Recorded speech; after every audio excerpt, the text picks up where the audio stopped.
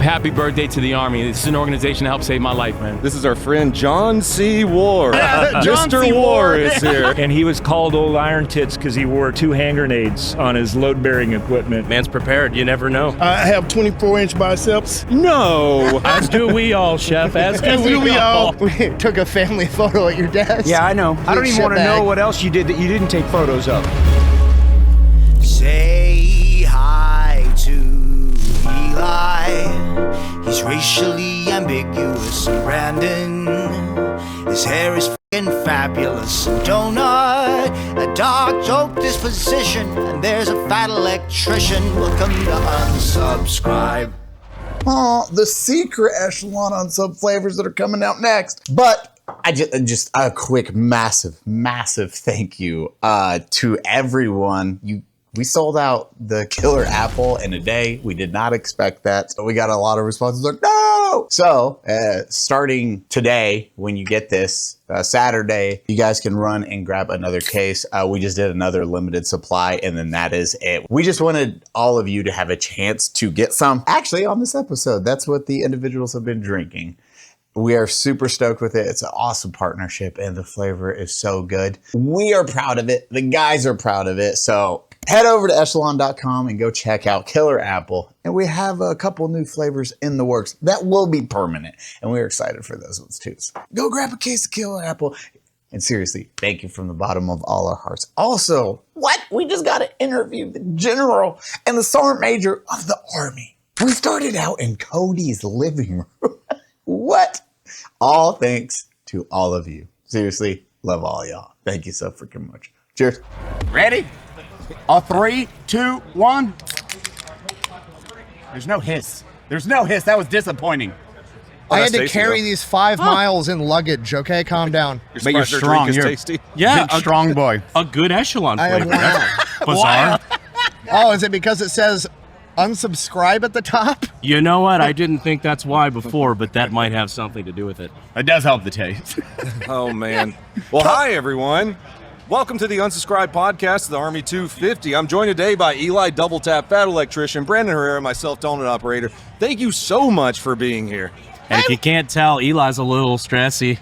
Just a smidge. Everything's been changing on the fly just up until today. It's been an authentic Army experience. Oh, my God. You guys missed the best part. Like 5 minutes before you got here, they were like, hey, we need you guys to pick all this shit up and move it to the other tent. And we're like, we just got it set up. They're like, yep. Move it. That's Army. And then we unplugged everything and started moving. And they're like, no, never mind. Never mind. Put it back. Army. I looked at Tackett and I was like, I'm just going to go pick up rocks out of the grass. You ready? You're ready for General George? Get in here, brother. Get in here. We got our first guest. All right. Private Journal. Oh, my God. Introduce yourself, sir. I'm General Randy George, Chief of Staff of the Army. Great to be here with you guys. Oh, Thanks pleasure for to having have me. you. Do I get to crack my drink? Absolutely, Oh, yeah. if you'd like to. Crack that thing. Might need the caffeine, so. It's all you. All right. And beta alanine. It's going to be a long day. Yeah. Just a little bit, though. Dude, sir's going to be pumped after that drink. Your party was amazing. Thank you so much for that. Appreciated you guys being there. It was a great evening. That was a blast. I was like, oh, man, we got to see your beautiful home again. And then the sheer amount of people, but also a lot of friends that I did not know were going to be there. I was like, all of us knew a lot of people there. Yeah. It was a good crowd. Went late for me. What time did you end up going to bed? A lot later than I normally go to bed. I will tell you that. Early to bed and early to rise. So anyway, it was fun. Thank you guys for being there. That was a good time. Eli, you know what my favorite part of being at General George's house was last night? As an E4 Mafia, having officers serve me beer out of the keg. Was it good? That was pretty cool. Good. We'll have to do it again sometime. Some of us took fake it till you make it to an extreme. Look where we are now. We really appreciate you guys being here. I was just over at the PT competition. I don't know if you guys get a chance to go over there. So our Sergeant Major of the Army was going through there. He had Brigadier General Ross. We had one of our brand new direct commission lieutenant colonels that were going through that. And obviously we got units from across the Army that put their best squads in there. But it's a rough competition. So you guys need to go check that out. Yeah, we saw them. There were some studs out there. There's some studs. Big old boys. Oh yeah, UFC has a team out there. Oh my God. So I think the NFL is out here. So anyway, super they're cool. finding out how tough it is to do soldier stuff. I got a little That's too good. close, and they started handing me paperwork and telling me I needed to cut my hair and Yeah. all sorts of stuff. We got a barber shop right around Now here. you- I can take you guys. Ain't happening, sir. Ain't happening. So you Tricked me are, once. when did you join the military? I joined the Army in 1982, enlisted right out of high school. No doubt. I'm And you, dating myself. Been in a while. Been in a while. And you actually went enlisted first. I did. And then how long did you do that before I going? did it for 2 years. It was actually my platoon sergeant that, took me down and told me to take the test and, said I might want to, go to West Point was actually what he took me down there for. So anyway, forever thankful for him. Sergeant Cortez, who did that, drove me down there. So Have you talked to him since? it's been a while. So I'm in touch with. Last night it was neat. The Sec Army had a bunch of his old teammates that were here that he deployed to. So through the years, you keep in touch with a lot of those guys. So a lot of the folks that I've been deployed with back and forth to Iraq and Afghanistan, probably a lot closer to that. To that group, just because of what some of the shared hardships and everything. It's got to be a point of pride for him, being like, called it. Yeah, I don't know about that. I mean, You kind of made it to a decent Yeah. position in the military. okay. Yeah. You did okay. Now, I with think it, this you guy are- might have a future. Did you ever see in your career getting to the level you are now? Was that always the mission? Or No, I think I always talk about it. I think a lot of people, you're in for a couple years, you're walking all night with your rucksack on and you say, hey, I'm going to get out, after this. I think everybody has been through that. I think we all went I've through done that. that countless times where I've said, hey, I'm going to get out. And then usually just comes back to, you get cleaned up and hang out with your teammates, and it's kept me in. So it's just been the people I've been around that's kept me in all these years. You have so many people speak so highly of you. Romesha, he was one of your soldiers during that Squad entire leader. thing. And he speaks so highly of Yeah. you. He actually, He's- he was like, tell Jorge I said hi. He loves Yeah. calling you Jorge. Yeah, I was just talking. We were just up at West Point getting ready to talk. All the 1,000 cadets who were getting ready to commission, and I use him as an example. That guy is an absolute professional. Was a war fighter, trained his people, and what he went through over there. And I told everybody, hey, and you're a lieutenant, you were going to have NCOs like that, and you were going to have to up your game to be ready for that kind of NCO leadership that's out there in our Army. That is wild. That was. Now we're celebrating the Army 250, Yep. and this has been in the works for, 250 years. But actually doing a celebration's been a year in the planning, right? Yeah. A Well, big- we talked about it. We talked about it with you guys. Last fall, early last fall, Yeah. late last summer. So you're only 250 once. This is a big deal. Older than our country, so we're excited. I love it that everybody gets to come out and see all of our, equipment. I'm most excited that everybody gets an opportunity to meet all of our soldiers that are here. Yesterday we were out, visiting, with all of our troopers, and 95% of them probably have never been to DC. So it was neat that they get this experience and get to come in. They've been running around the mall, hanging out. I think the only complaint I got was somebody spent $15 on a beer. yeah. That was Yeah. right. Yeah, that was Yeah. pretty You steep. get the full DC experience. You get to see the the beautiful landmarks, the historic buildings. You get stabbed in Uptown. It's a great time. Yeah, well, I hope that none of that happens. So they're also, it was interesting talking to people that are going to be driving Bradleys and tanks and, all of that. I mean, they were so fired up. It was just, I loved watching them get everything ready. And, they were talking about telling their families back home that they're going to be on there. There's a lot of families that are coming, from folks that aren't too far away.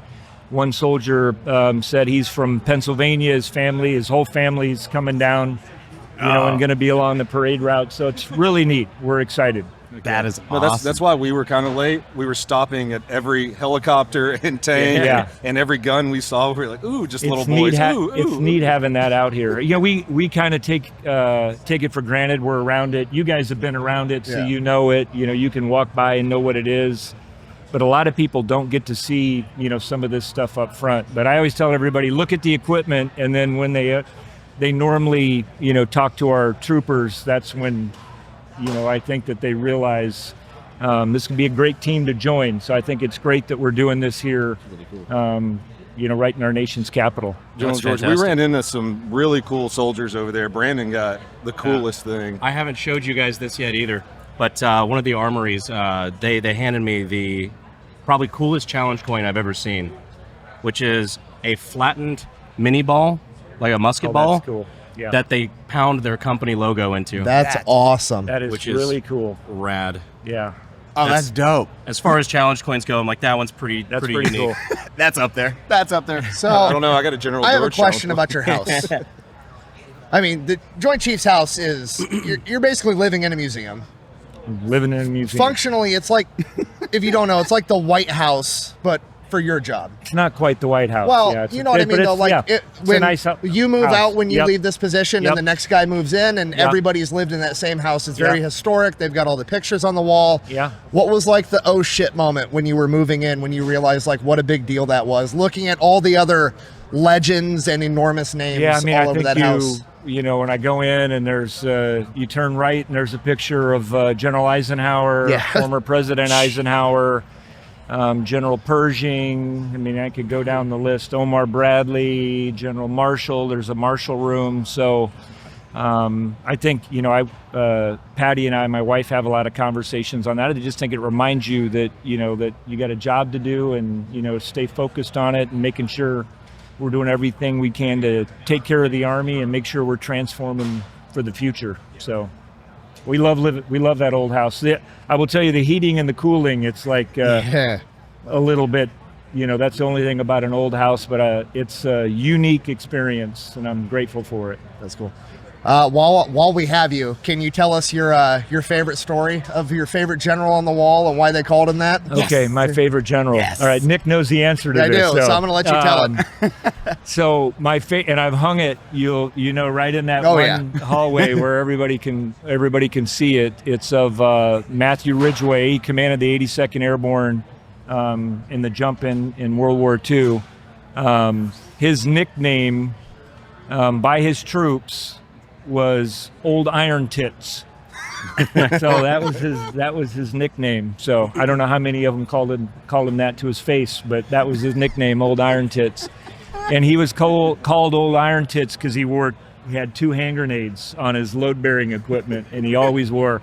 So I mean, I've got pictures of him where he's in the hospital visiting his wounded troopers, and he's leaning over and talking to him. There's 2 hand grenades hanging from his Man's prepared. from You never from know. his uniform. He was always ready. So Keep that thing on you, as the kids say. that's right. Yeah.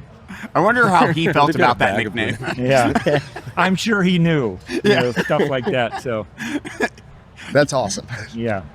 Man, I don't know how to follow that one up. I'm just Yeah, old iron. I just can't even. Old iron pay- tits. I'm Old like- iron tits is tough to beat. Yeah. It is. It is. What do you have any nicknames? Did the troops, any of your soldiers, give you any nicknames throughout your career? That you know about? Not that I know about. I'm sure I got plenty, but not that I know about. I'll work on it. All right, you guys let me know. All We right. find something out. I'll put it I'm out on the sure, internet. I'm It'll sure be a there's thing. something. Yeah. If we I can't don't find know if I one, want it to be a thing, but if we can't find one, we'll start one. Yeah. It's fine. I didn't even realize you had a star.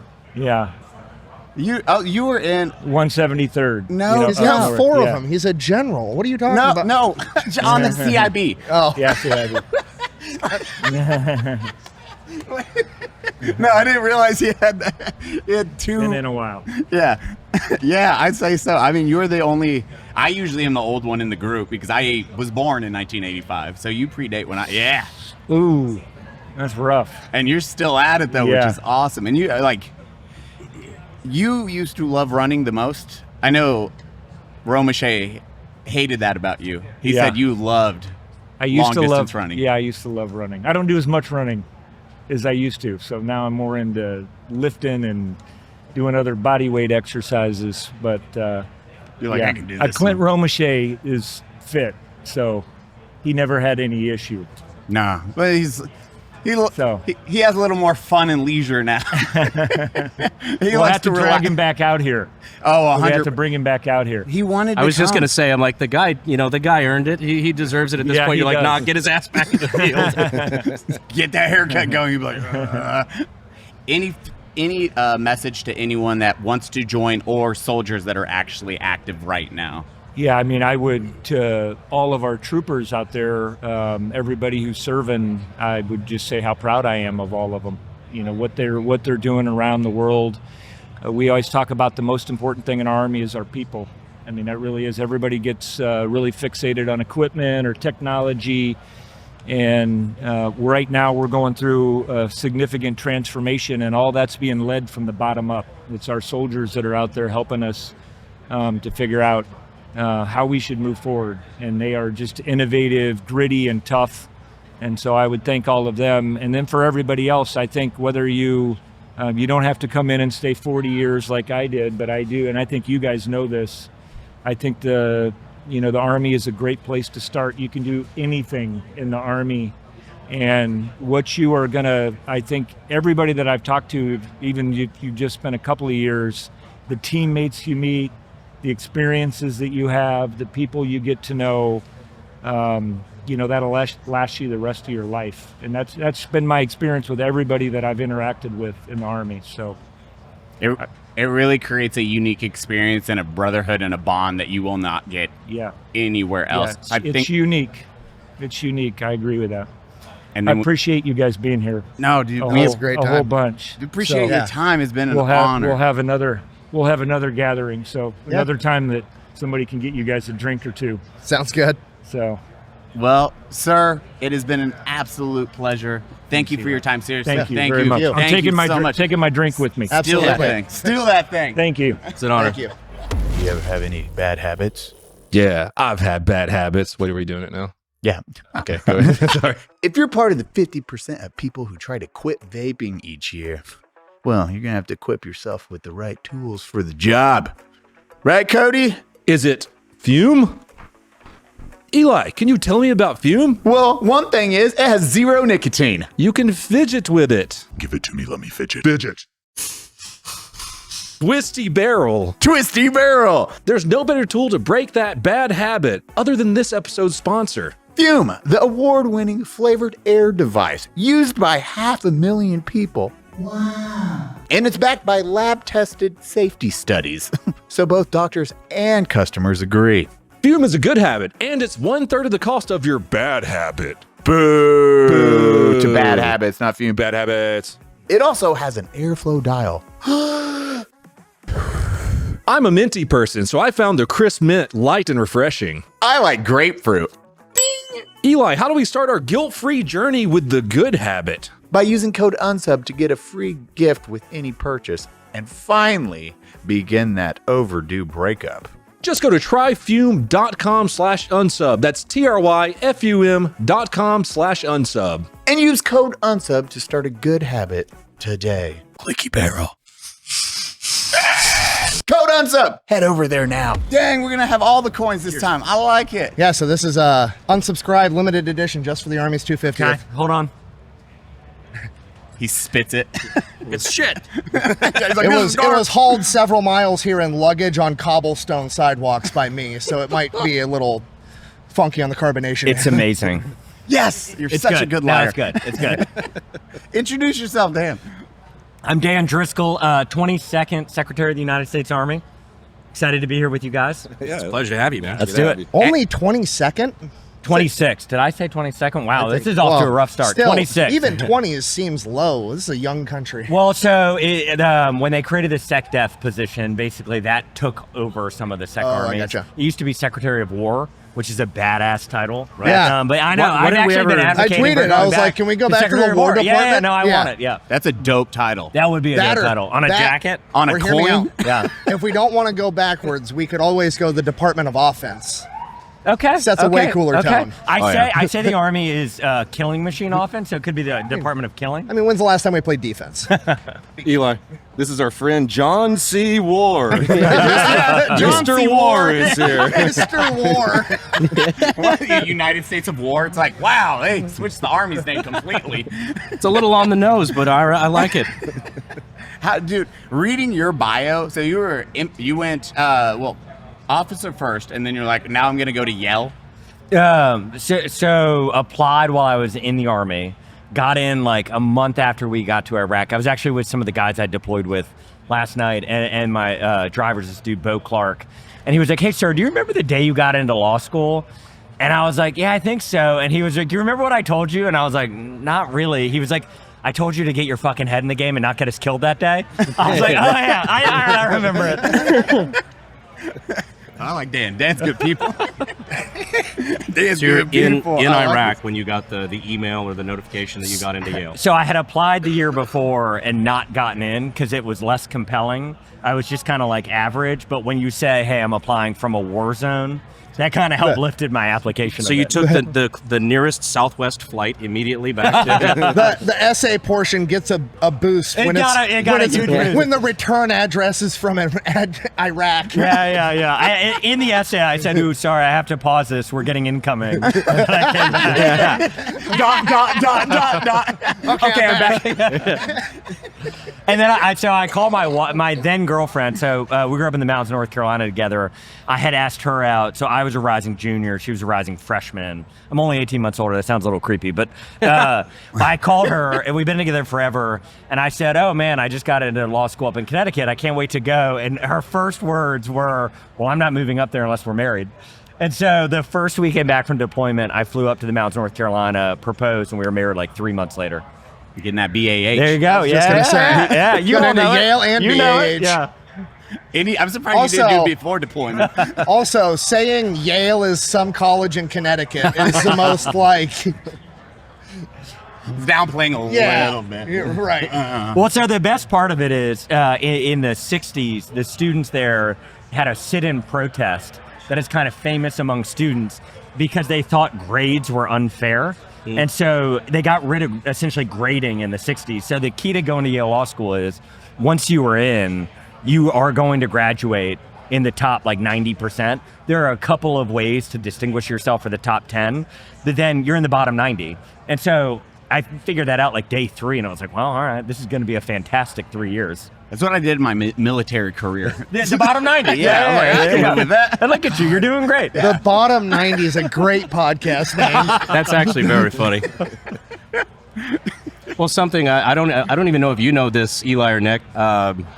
This is not only a privilege just because, obviously your position with the Army and whatnot, but also ATF. was the first time we've had a director of the ATF on the podcast. There you go. Yeah, 2 roles, 1 guy.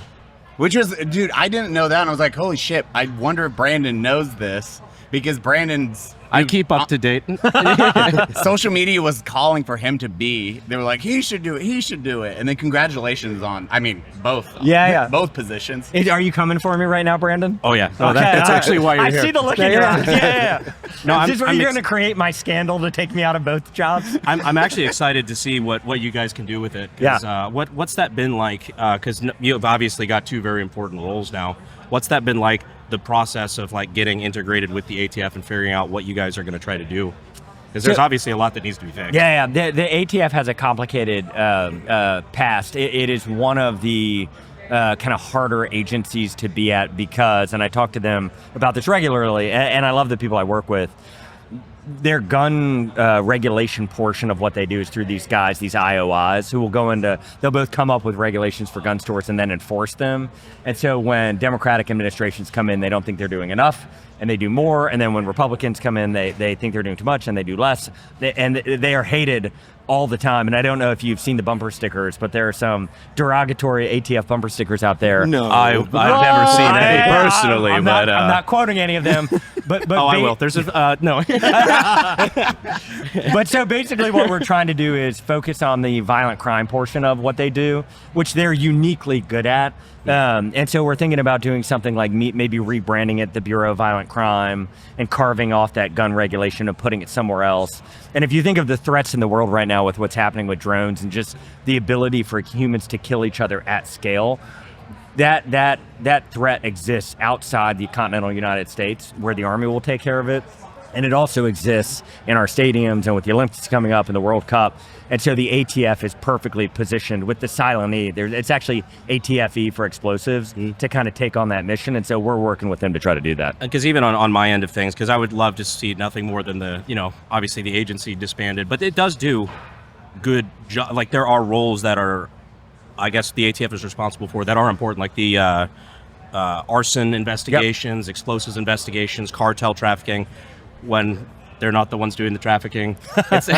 There are important roles that I think, could be handled by other agencies, but for right now, I think like if you're going to have a certain budget and allocation of agents, I mean, that's the place to put it is, cartel ops and all sorts of the actual real crime. Totally. And, it's exciting to see. And that's what the agents actually want. If you talk to the agents on the street or you talk to U.S. attorneys who build these cases against the cartels, the ATF are the most badass law enforcement. Like they just have these two very discrete functions that oddly sit in one agency. And so we are actively trying to both functionally rebuild and rebrand it and carve off that function and put it somewhere else, perhaps. To allow the agents to do what they're so good at. Right. May I suggest the garbage? I don't know where to put it. The federal government garbage. I just want to buy a we call that suppressor. the Navy. So, I'm just kidding. Cody, Go Army, beat Navy. Go Army. has there been, because like it's just one of those things where it's like I've known this is coming if it hasn't already happened, but has there been any like high profile use of like drones in the civilian world for crimes that, because I mean, I don't know, it's wild seeing what's going on in Ukraine, and then like you could just go to Best Buy and buy the same thing. Yeah, Seems crazy to me. So this is fundamentally what you're hitting on is the threat of our lifetime. When President Trump talks about Golden Dome, what he's acknowledging and rightly telling us as we as a nation have to invest in is this idea that our skies are unprotected against these very cheap threats that can carry munitions into places that we just are not well suited as a nation to defend ourselves. And so General George and I were on record in the last couple of weeks testifying and saying, we think the United States Army should be the lead on this, and on behalf of the Pentagon should basically be the innovation engine so that we take down this threat, sink it in with Golden Dome, and then pass our learnings to the broader law enforcement community. It is terrifying. I mean, you were in Iraq, so you like that element. We didn't have that. Our fear was at leaving. It was at V or H bids were just getting implemented when I was rolling out. So the idea of drones being used against troops, I was like, that. No, that is absolutely terrifying. Eli finding out the IEDs fly now. Yeah, horrifying. They fly now. Oh no, they're airborne. Because they started putting them in trees too, and we're like, God dang it! I don't know if you ever experienced any of that shit. We dealt with it more because we were outside Baghdad, and so like near on the eastern side of the Diyala. Wait, Moqtadiya? No, we were Cop Four Corners. No shit. We had Four Corners, and then we were in Diyala River Oh yeah, province. that river smelled like shit. Yes, it did. I mean, you cannot forget that smell. There is nothing in the entire world that is rancid and stinky as the Diyala River. Okay. When it would get hot, I mean, it got inside your lungs. It was absolutely terrible. And then we warned them there was going to be a drought, and it was like, stop washing your cars and your sidewalks. And then the drought happened. And we're like, here's water. Well, and with the drones, what's so cool as an Army is, and I credit General George and the team for it, I mean, we're now taking like our basic training guys who've been in, and men and women who've been in for 5 weeks, are running their lanes with drones up. And then in their after action review, they're actually watching what they look like from a drone. And it's remarkable how quickly they're learning. And then this is the craziest thing is people who've been in for 5 weeks, the way they do drill sergeants now, I don't know if you know this, but they actually are the squad leader. So instead of just sitting on the side and yelling at them, the drill sergeant is modeling what leadership looks like. And so the drill sergeants are learning each rotation and getting better at it. And then those lessons from soldiers who've been in like 5 weeks, it's trickling, no bullshit, up to the Pentagon. So like we're learning and changing our TTPs from these 18 to 23-year-olds who just have different ideas for how to like lower their signature. It's wild. Super cool. Are you guys going to start implementing like ski shooting in actually basic with as a measurement? Like shooting drones? It's actually not it's a really interesting question. No one until this exact moment that had ever crossed my mind. I didn't even know where you were going with it, but it's not a bad idea. It is a skill set we currently don't train against that would make a lot of sense. Because you get like ski shoots when you have a drone, and I mean, a lot of country boys will know how to do it out the gate, but it does come in handy when you're like, drone's coming. For sure. Everyone have a shotgun with them. It is a great idea. Yeah. There you go. We'll name it after you if we do it. Congratulations, Eli. You are now responsible for what, for many people, will be the worst part of basic. Yay! I did that. Uh-oh. Like, no. Any, what is your worst military stories? Like, just like, oh, dang Oh, no, I'm ready. Yeah, I got it. I love it. I'm ready. You don't have to finish the question. Perfect. And this enrages me. And like, I think if you think of like, I don't know if you guys feel the same way, but I think if you talk to some of the younger veterans in the administration, like the Vice President Vance or Secretary of Defense Hegseth, Seth, I think they're all kind of open and on record with this idea that these our experiences in Iraq have informed our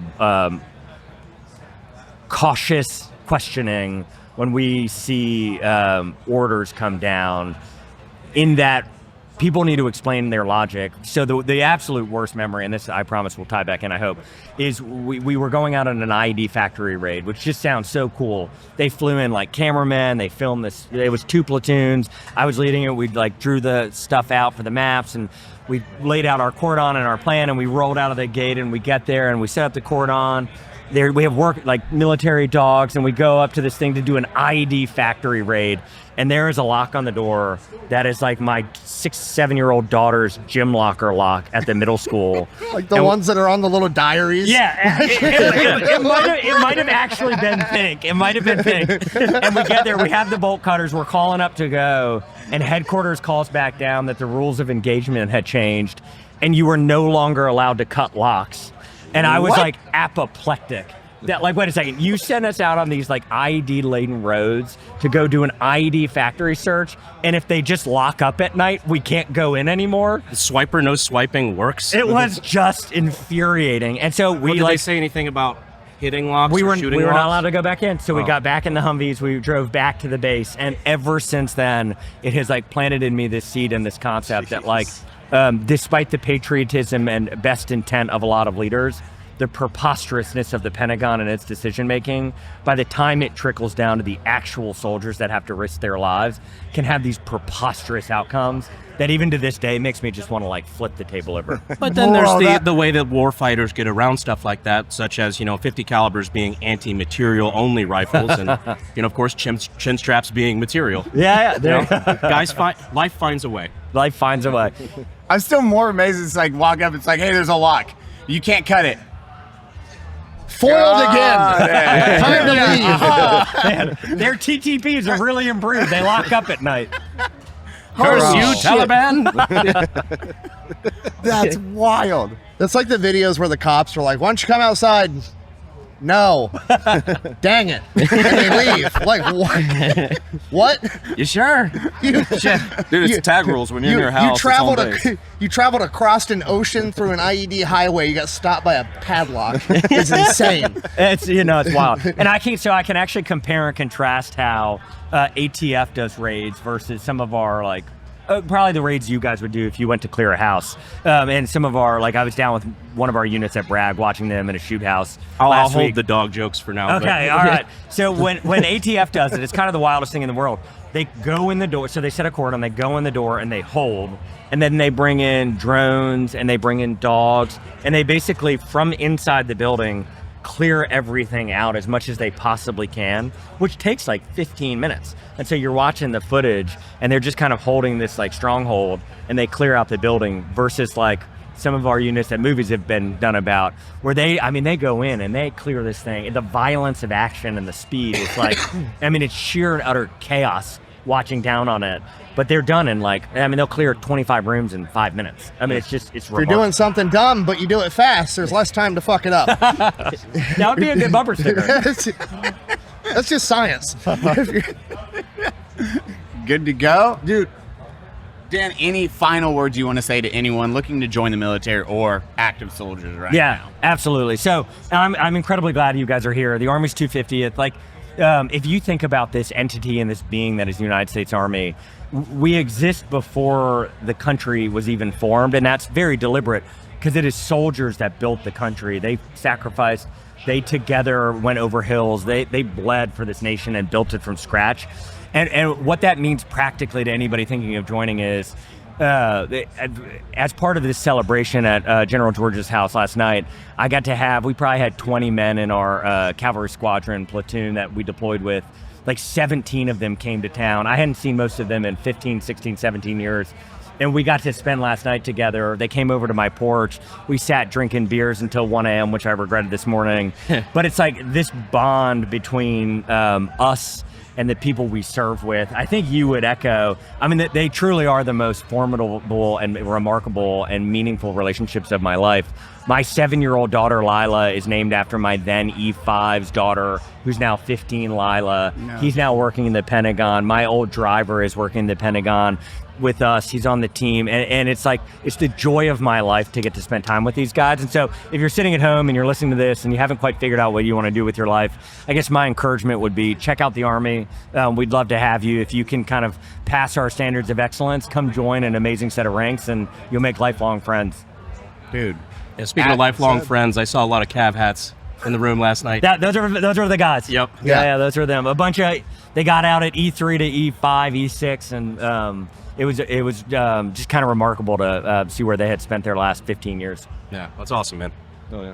Absolute play. I do want to. We can cut this part. I don't know, dude. Did you see the conspiracy theories you started, brother? Dude, they're like the what now? Told you there's soldiers on the moon right now. Yeah, we know it. We knew it. We're like, the what?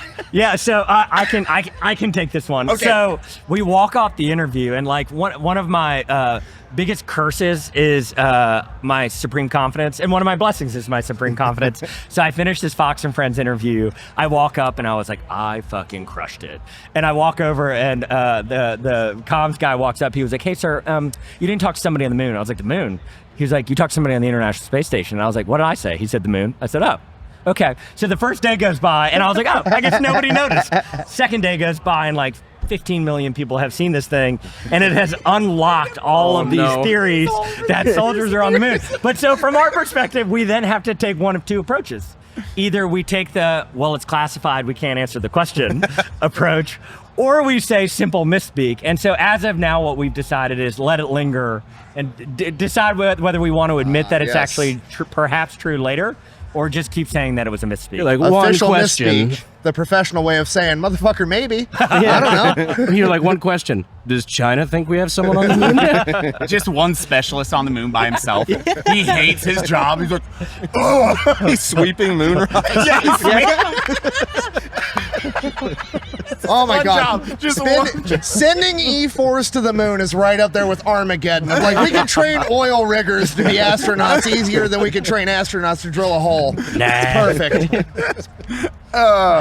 So in conclusion, we definitely have a soldier on the International Space Station, and we maybe have a soldier on the moon. Oh, I love it. And on that And we'll never know. Now we'll just cut out, we definitely have a soldier on the moon. Just edit it like that. It's like, no. Dan, has been an absolute pleasure. Thank you so much. Hey, thank you for having me. I'm grateful for you guys. No, thank you Thank for you for having being us. here. I don't know what to call you. I'll just... Dan is sufficient. Okay, good. Hey, Brandon, do you have Cash App? Brandon, I asked you a fucking question. No, Eli, what's that? Do you have Cash App, Brandon? How did you do that? Brandon, anything's possible when you use Cash App. Okay. Moving money should be easy, Brandon. That's why there's Cash App. Wow, this is really easy to use. I have it now. Don't hit me again. CASHAPP is fast, safe, and way more personalized than the other apps out there. No extra hoops to jump through, no extra stress. All the tools are right there to help you cash in. Plus, sending money through CASHAPP actually feels safe and secure. If something seems sketchy or there's like red flags that you might be sending your money to a scammer, they let you know. They'll give you a warning and make you think twice before hitting send. It's like having a bodyguard for your cash. Send your buddy some money with the eggplant emoji. My favorite.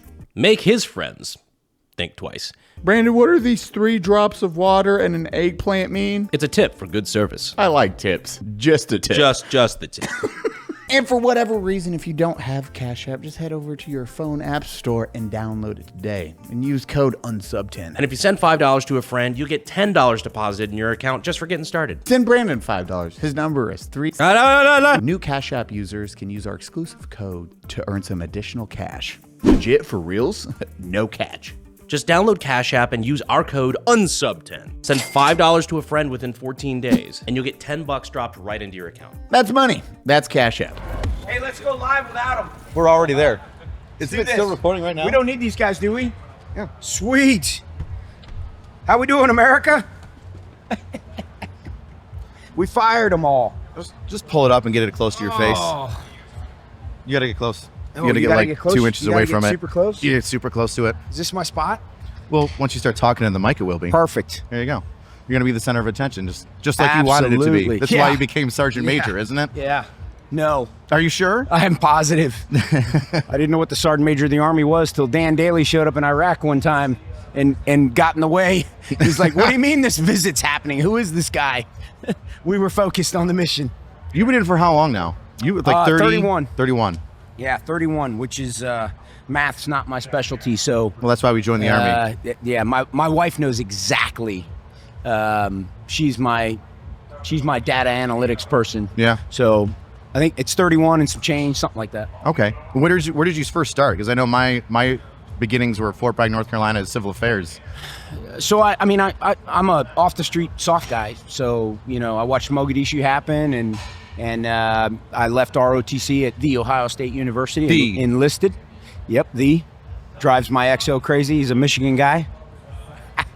But that's where I started my journey at MEP Station in Columbus, Ohio, and went straight in and boom, Fort Bragg. So you went straight in and you already had like a college degree or some No, I college time? had about 110 credit hours from Ohio State. I didn't have anything completed. Why not? Why enlisted and not officer? Well, I knew when I was at ROTC there was tension there. My father was an officer, my grandfather was an officer, and I just, I took advice of senior people that had done things and accomplished, been successful. Mm-hmm. But deep down, there was always this tension in me about I wanted to be an NCO. Okay. And so when I watched Mogadishu go down, that was it. I was like, all right, I'm out. And I went down and figured out the fastest way to get in the Army. And that was, back then it's called a Rep 63 program. Mm-hmm. Nowadays we know it as the 18 X-ray program. Yes. Yep. So you said your father and your grandfather were both officers? Yeah. Tell me more about that. Yeah. So my dad did I think it's 27 years. Forgive me, Pop, if I got a year off there. And then my grandfather, I think, was 36. Both active or? Oh, yeah, both active. Yep. My grandfather commissioned out of Princeton, landed in North Africa and came home when Berlin fell. And then my dad went to college first, then enlisted and went to OCS. And how long was he in? My father, 26, 27 years. So he probably started in what, like the late 50s? My father? Mm-hmm. No. 60s. 60s. He retired in 95. So I assume that he went over to Vietnam then. Oh, yeah. He was in Vietnam. He did a year in Thailand, I think, and a year in Vietnam. Did he go like soft? Well, I mean. No, he was a quartermaster officer. Okay. Yeah. He was a quartermaster officer. Probably why I have such a big heart for the sustainment community. It's because I learned through my father's service the importance of PhD level warfighting happens in the sustainment community. Okay. If you can win in the first 24 hours, you might be all right with crappy sustainment, but that's not the type of fight we're preparing for. Sustainment's everything. I don't know if it's the same or if it's correlated in any way, but watching Russia push in through Ukraine and then seeing that break down within like the first couple months. Yeah. Oh yeah, it's everything. Yeah, I mean, I'm yet to see any of the predictions come to fruition where it's going to be a quick, short conflict. Mm-hmm. they seem to continue to be long and drawn out. And so, you know, protection, sustainment, organic industrial base, all those things are going to matter. Yeah. Yeah. So when you saw Mogadishu, we were like, oh, Ranger Regiment, Delta guys, I have to go soft? Or did you just see it and go? No, I just couldn't. So I struggled at Ohio State to watch Desert Storm. Mm-hmm. So I already had this tension of What do you mean you struggled? I watched it because I was a college student, you know, and I was like, man, I want to be in the service right now. I don't want to be at school. But, you know, I got past that. I pushed past that. I think I was a freshman when that happened. I can't remember exactly. But anyway, when Mogadishu went down, and again, that was one of the first ones where it was like on television, right? Mm-hmm. Like you're You were watching living it. it. The you war know? was in your and living I was room. like, okay, I'm done. I'm done. I got to get out of here. I got to get in the service. The soft thing comes from, oh man, if my mom was here, she'd tell you she knew I was going to be a Green Beret when I was probably about 8th grade. Because I used to just lay on the living room floor and read the old Southeast Asia, MacV-SOG, SF, you know, novels and nonfiction books. Mm-hmm. And, you know, my mother was just happy I was reading. But I was addicted to The Mission. I was addicted to The Mission. What was one of the favorite books that you read? I've read 5 Years, or not, 5 Years to Freedom? Oh, man, I forget the author of it, but he's like one of the fathers of like soft forces. Yeah, And then he got a few of ambushed in the these. Philippines. I got a few of these. Oh, you're talking about, he's the father of the SEER School. SEER School, that's what it Banks, was. not Banks. Oh, man, my SF history. People are going to ding me for this one. You're on the spot, man. Colonel, he was killed in an ambush in the Philippines. In the Philippines, you're yeah. spot on. Let me stop thinking about it. I'll come back to it. But what I fell in love with, be honest with you, was the SF ODA mission with Mountain Yards. Well, I don't know what Mountain Yards is. So the Mountain Yards were an indigenous people in Southeast Asia. Like the Vietnam, Hmong or Laos, different? A little bit, yes. Okay. Yes. And they would go in and they would have to build rapport, and then he would literally turn them into a fighting force. And I thought that, I mean, you're alone and afraid. You have very little support. Oh, here we go. We're busy. Here we We're go. Yeah, drinks. Oh, I thought you guys all quit. I thought you quit. We don't quit nothing. How's everybody doing? Oh, we're doing good. How about you? Yeah? Dude, how Good, are you man. doing? I was watching you guys at the secretary. Yeah. How'd we do? Yeah, he's Kinda pretty. neat. He's pretty cool, isn't he? Yeah, Pretty neat guy. Yeah, he's about as patriotic as you get, man. And he's got a neat history, right? I mean, Yeah. he's actually, you know, he's done it, served, he's deployed. Yeah, special to have him right now. Yeah, he is quite the history, and so do you. Don't downplay yourself. You have a crazy I military tried. story. I tried. You're very humble for everything you've done. Yeah, we broke into your office when we went to the Pentagon. Yeah, I and, know. Oh, wow, this is a lot of awards. Fen, do you want to put up that photo real quick? Yeah, right here. We took a family photo at your desk. Yeah, I know. It was the pinnacle of my E4 career. Just Dude, complete I don't even want to shitbag. know what else you did that you didn't take photos of. The who's the sergeant major Classified. next to you? What do you? Oh, right next to me. That's my XO, Sergeant Major Wilson. Sergeant Major Wilson. Yeah, Joe Well, Wilson. there we go. Yes. We were in the same deployment. Yeah. Oh, I didn't. Yeah. It's a small army, I'll tell you. You need one of It these? is, and the older you get, I swear, it's not actually shrinking. Our end strength, we're actually trying to get bigger, but I swear it's getting smaller from how many people you know. He's thirsty, this guy. Ah, that's for you. if What you are we want drinking? it. It's energy drink if you need one. I'll try it. No alcohol. It's the Unsub. That would be cleaner. Yeah, well. That's what worries me. If it was straight bourbon, it's clean. I know what it is. Ingredient 1, bourbon. Cheers. A man after my own heart. I will have one tonight when this is all over with, and it might be a double. I'm gonna have one in like 30 minutes. Smart man. Smart man. What? So you just wrapped the fitness competition? Yeah, we started it off. I'm not gonna lie to you, I was a little concerned. I'm not exactly the spring chicken I used to be, but I can't help myself. I think I drive my wife crazy. I like to compete. I like to push through stuff, and so I said, screw it. I'm gonna enter the team. I snatched up Tim because I knew Tim can carry heavy stuff. Tim Kennedy can still carry heavy stuff, that's for sure. And then grabbed some really good teammates. Brigadier General Ross, who I've known since he was one of my students. Rob Haney came out of the 25th. Yeah. He was on a episode with you guys. And then Kevin Wheel, one of our new lieutenant colonels. Oh shit. That we broke in properly. That He poor loved guy. it. He loved it. Poor He's guy. not broken. We didn't break him. We'll find out soon. Rich, We kind of jumped right on in, but do you want to give a brief introduction of who you are? No. Okay, well, that's easy. We'll see you guys next Perfect. time.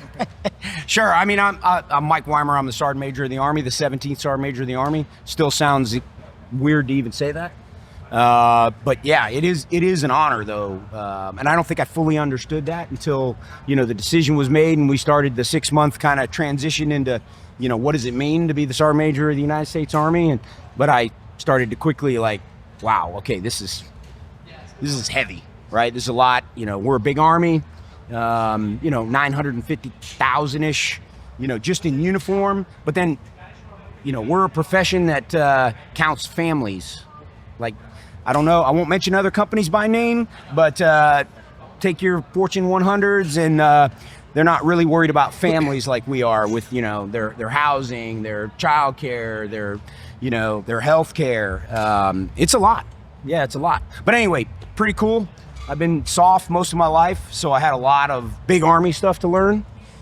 Watching your podcast, watching, Fat Electrician. I probably learned some stuff there about the big Army. Oh, that's weird for me. Yeah. Your history teacher's proud of you, though. I educated the Sergeant Major of the Army. Yeah. All right.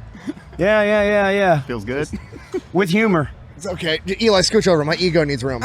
Eli, leave the podcast. This is my podcast now. Eli, you're in my ego seat. Move. Eli, quick, bully him. Yeah. But no, seriously, I mean, I had a lot to learn, but I'm an inquisitive guy. I love to read. I love to study. In the Army, God, we got so much shit going on. I mean, people have no idea what the Army does for the nation, whether it's, organic industrial base, it's the Corps of Engineer and all civil works for locks and dams and waterways. And I mean, it's crazy what the Army does for this nation, which is why we're here for the 250th, make a big deal out of it. It's crazy that level. When did you take over as Sergeant Major of the Army? 4 August 23. 4 August 20. This August will be 2 years. No doubt. And was that, as you're saying, it was just a lot where you're like, oh, I have. That was heavy. I've done some pretty cool stuff in my career, but this is like the heaviest rucksack I've ever carried for the Army. I mean, it's a lot. No You're doubt. basically the Army's dad. Or the big toe. I mean, You know the reference? Yeah. You know the reference. The big toe. The big toe. I've been called that. The big toe is such a good nickname. I mean, it's if you know the movie reference, then you know what I'm talking about. But Mike, it the is. big That's toe. why I wanted to compete today, because I wanted to, kind of lead from the front and show all these youngsters that a 53-old dude with fake hips and rebuilt other joints can. I might be slower, but you can still get after it. Yeah. I think you represent that. Your entire career shows that. You have, how many Purple Hearts do you have? 2 or 3? 2. 2, and as ID gunshot. I know I made a joke, and you're like, oh, you have been shot before. They're both shrapnel. Both of them? Both of them are Don't do it. shrapnel. One super minor. One, more effective than the first one. Yeah, that's what The happens. second one took me out for a little while. It took me about 6 months to recover. No shit. Maybe a little bit longer than that, but I was able to climb the rope and kit to deploy in 6 months, so that's all that mattered. I went to the wrong aid station. I didn't even have a day off when I got shot. I literally went yeah. to the wrong aid station, so I was on a mission the next day. That's a good aid station in my No, opinion. it's not.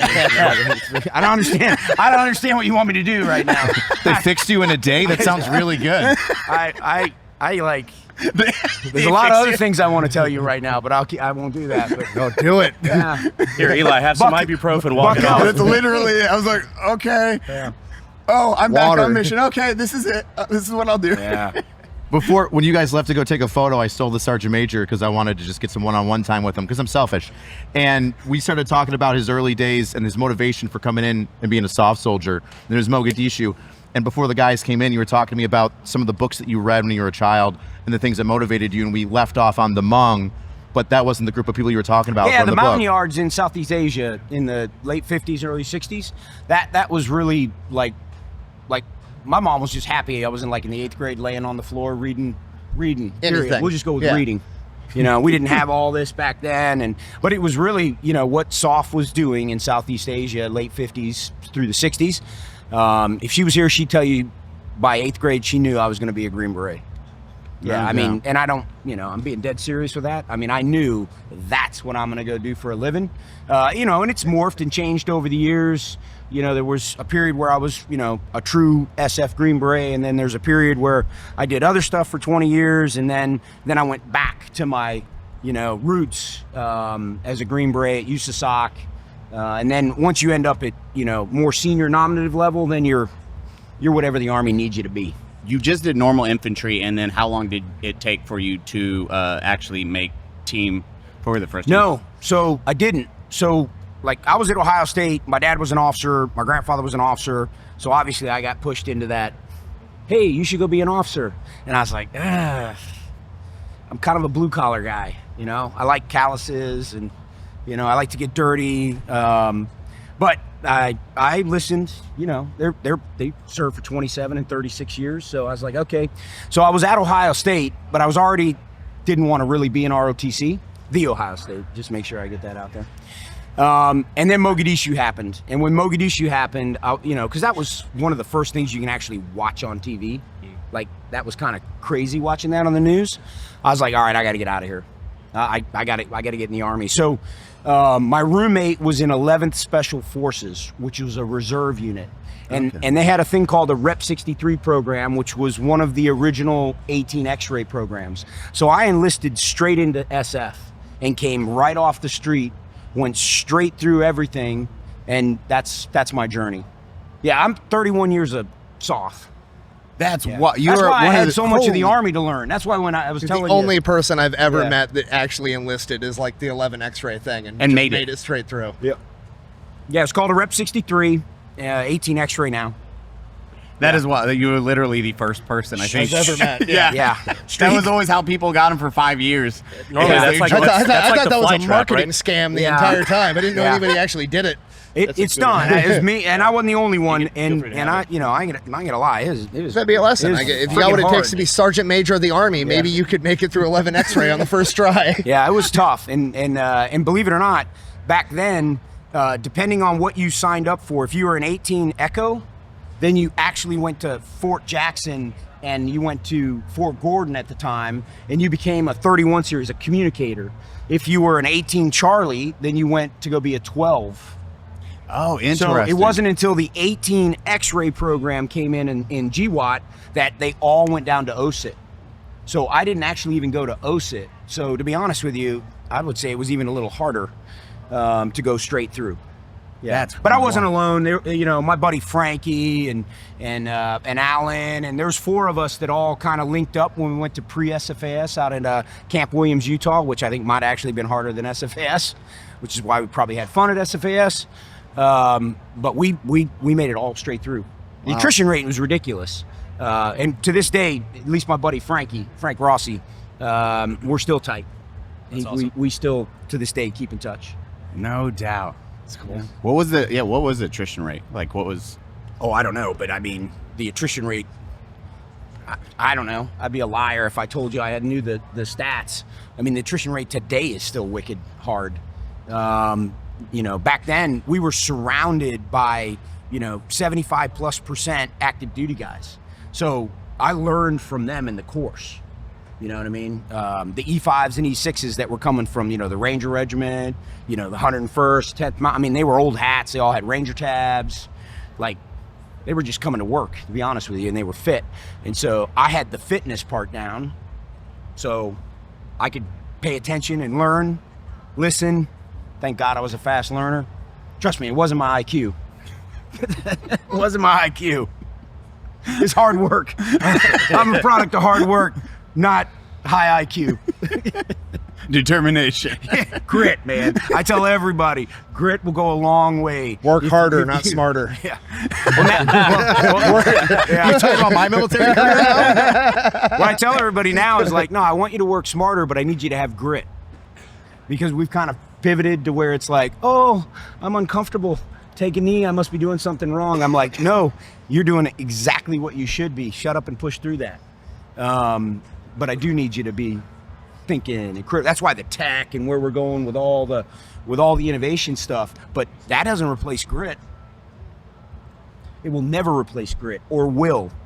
It's like a helicopter. You're taking the worst way to the sky, but just beating the air into submission. You literally kick the air's ass into submission. That is literally how helicopter works.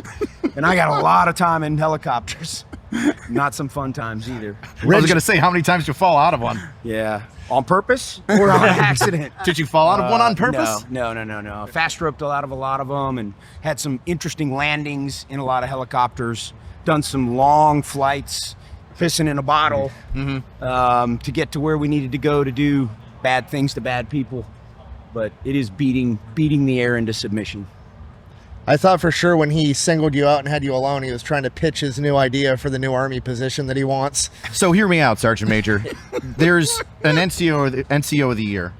There's the highest ranking NCO of the Army, Sergeant Major of the Army. Yeah. I think we need to have a drill sergeant of the Army. Just saying, just the standard bearer for all of basic training land. Okay. I didn't expect him to actually have a pitch. Okay. It's all right. I'm very smart. That's all right. Not all ideas are great ones. Yeah. It's okay. But the loud ones work. It's an idea that has, hold on, it's an idea that has grit. It's an idea that has grit. It's an idea that... We said we want you thinking. It's okay. Rich, you heard it. Push through this. I can Pitch do it. it again. I'm gonna Sell it. I'm gonna beat the air into submission until it sounds like a yes. Sergeant Major of the Army just called you a retard. Sergeant Major of the Army is very intelligent. He knows what he sees. Looks like a duck, quacks like a duck. It's a duck. I don't know. We'll have to look at it. It's the first herd. But, first shots, I don't know. Just saying you're welcome already. Okay. Oh, I love Rich so much. Yeah.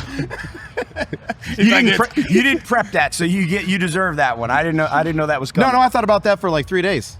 Good. As soon as that it shows. As soon as that goes through, we'll have the E4 of the Army too. I like have it. the actual E4 Mafia. He's going gonna know where all the stolen stuff designated. is. I'm not touching that one. That's why you have the E4 of the Army do it. We're getting here. We're He's getting like, here. well, thank you guys for having me. You just got a guy. Anywhere else to be? Yeah. He's like, oh my God, what did I sign up for? So what do you guys think about this? Dude, this is awesome. Right. Cool as hell.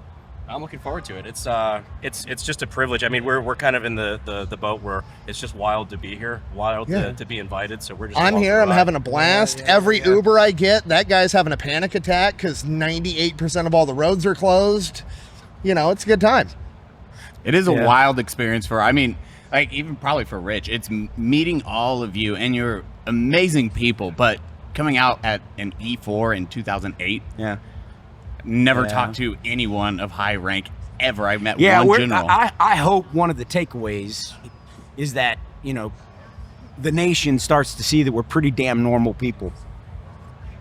Honest to God. I mean, I go out of my way to, I know it catches some people off guard, but like, this is pretty normal. Like, my wife and daughters would be like, he's like that all the time.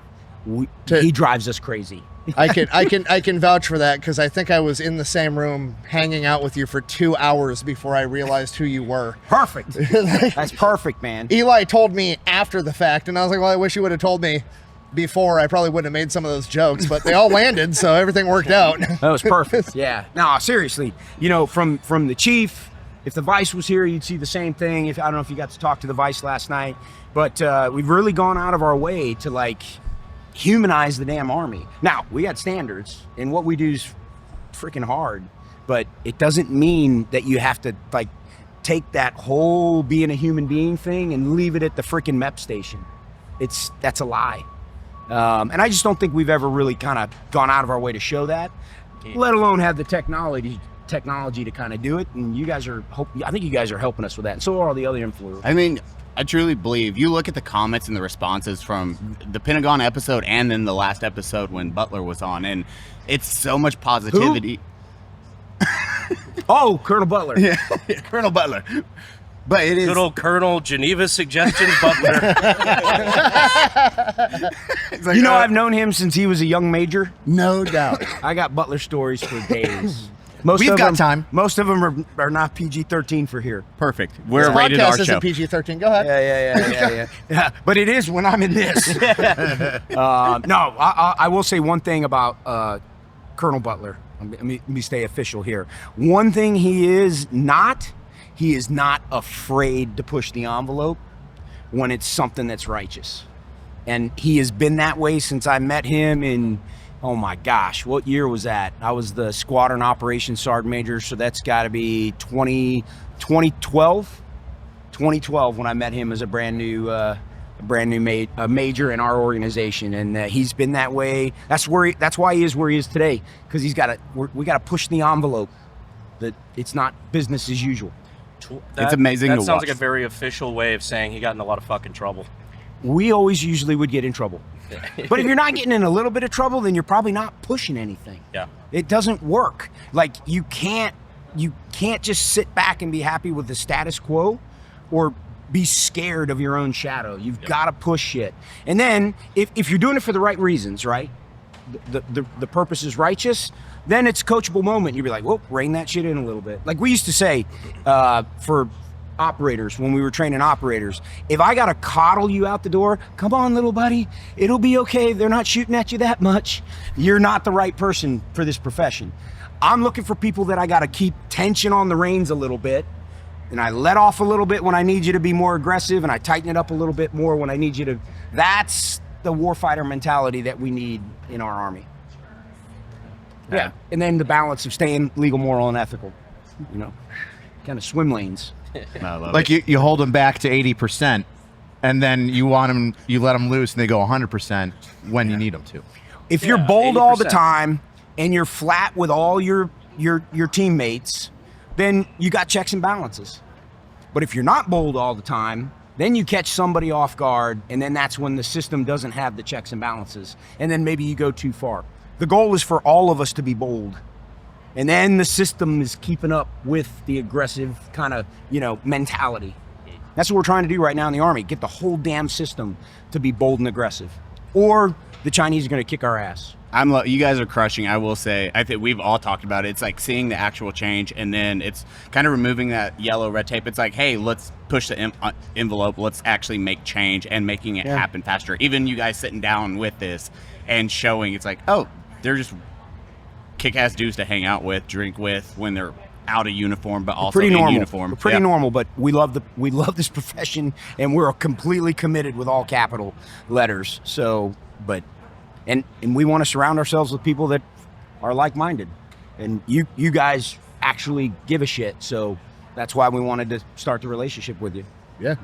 Any Just final don't tell words to anybody. anyone? We have a reputation. We have a reputation. Oh, we know. We know. That's okay. We all have a reputation. If you're looking for clean and perfection, and looking in the wrong place, because that's not my 31 years of service. I got some glitches there. I was a specialist once. Somebody saw something in me and didn't quit on me. Let's hear it. Let's hear the best specialist story that you could tell. Ooh. Nah, we're not going there. I didn't get married till I was almost The best 30. one you could tell. We're not. Yeah. I didn't Remember, get married until I was 30. There was no That's internet. all you need. There was no I think you internet just when I told was it. a specialist. So there's no internet. There's no evidence when I did it. I'm not going to make some. Yeah, I Okay, fair feel enough. for youngsters these days, man. I mean, with ubiquitous cities and everything else, it's really hard to have coachable moments. It's tough, but no. The only thing I would say is thanks, guys. Really appreciate you. You can't lose your sense of humor. I'm being dead serious.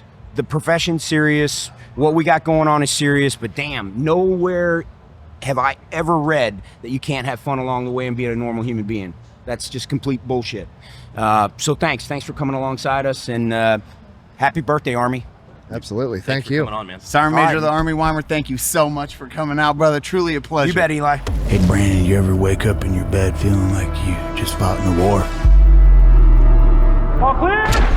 Yeah, why do you ask? You ever wake up and feel like you slept in a sauna? Yeah, I believe that's called night sweats. Means you got a trash mattress, Brandon. Why are we talking like Macho Man Randy Savage? Cause today we're talking about our premier sponsorship, GHOSTBED.com. GHOSTBED mattresses are built with cooling technology, so you're not sweating through your sheets like some street bum. You stay cool, comfortable, comfortable. Most importantly, you sleep through your night.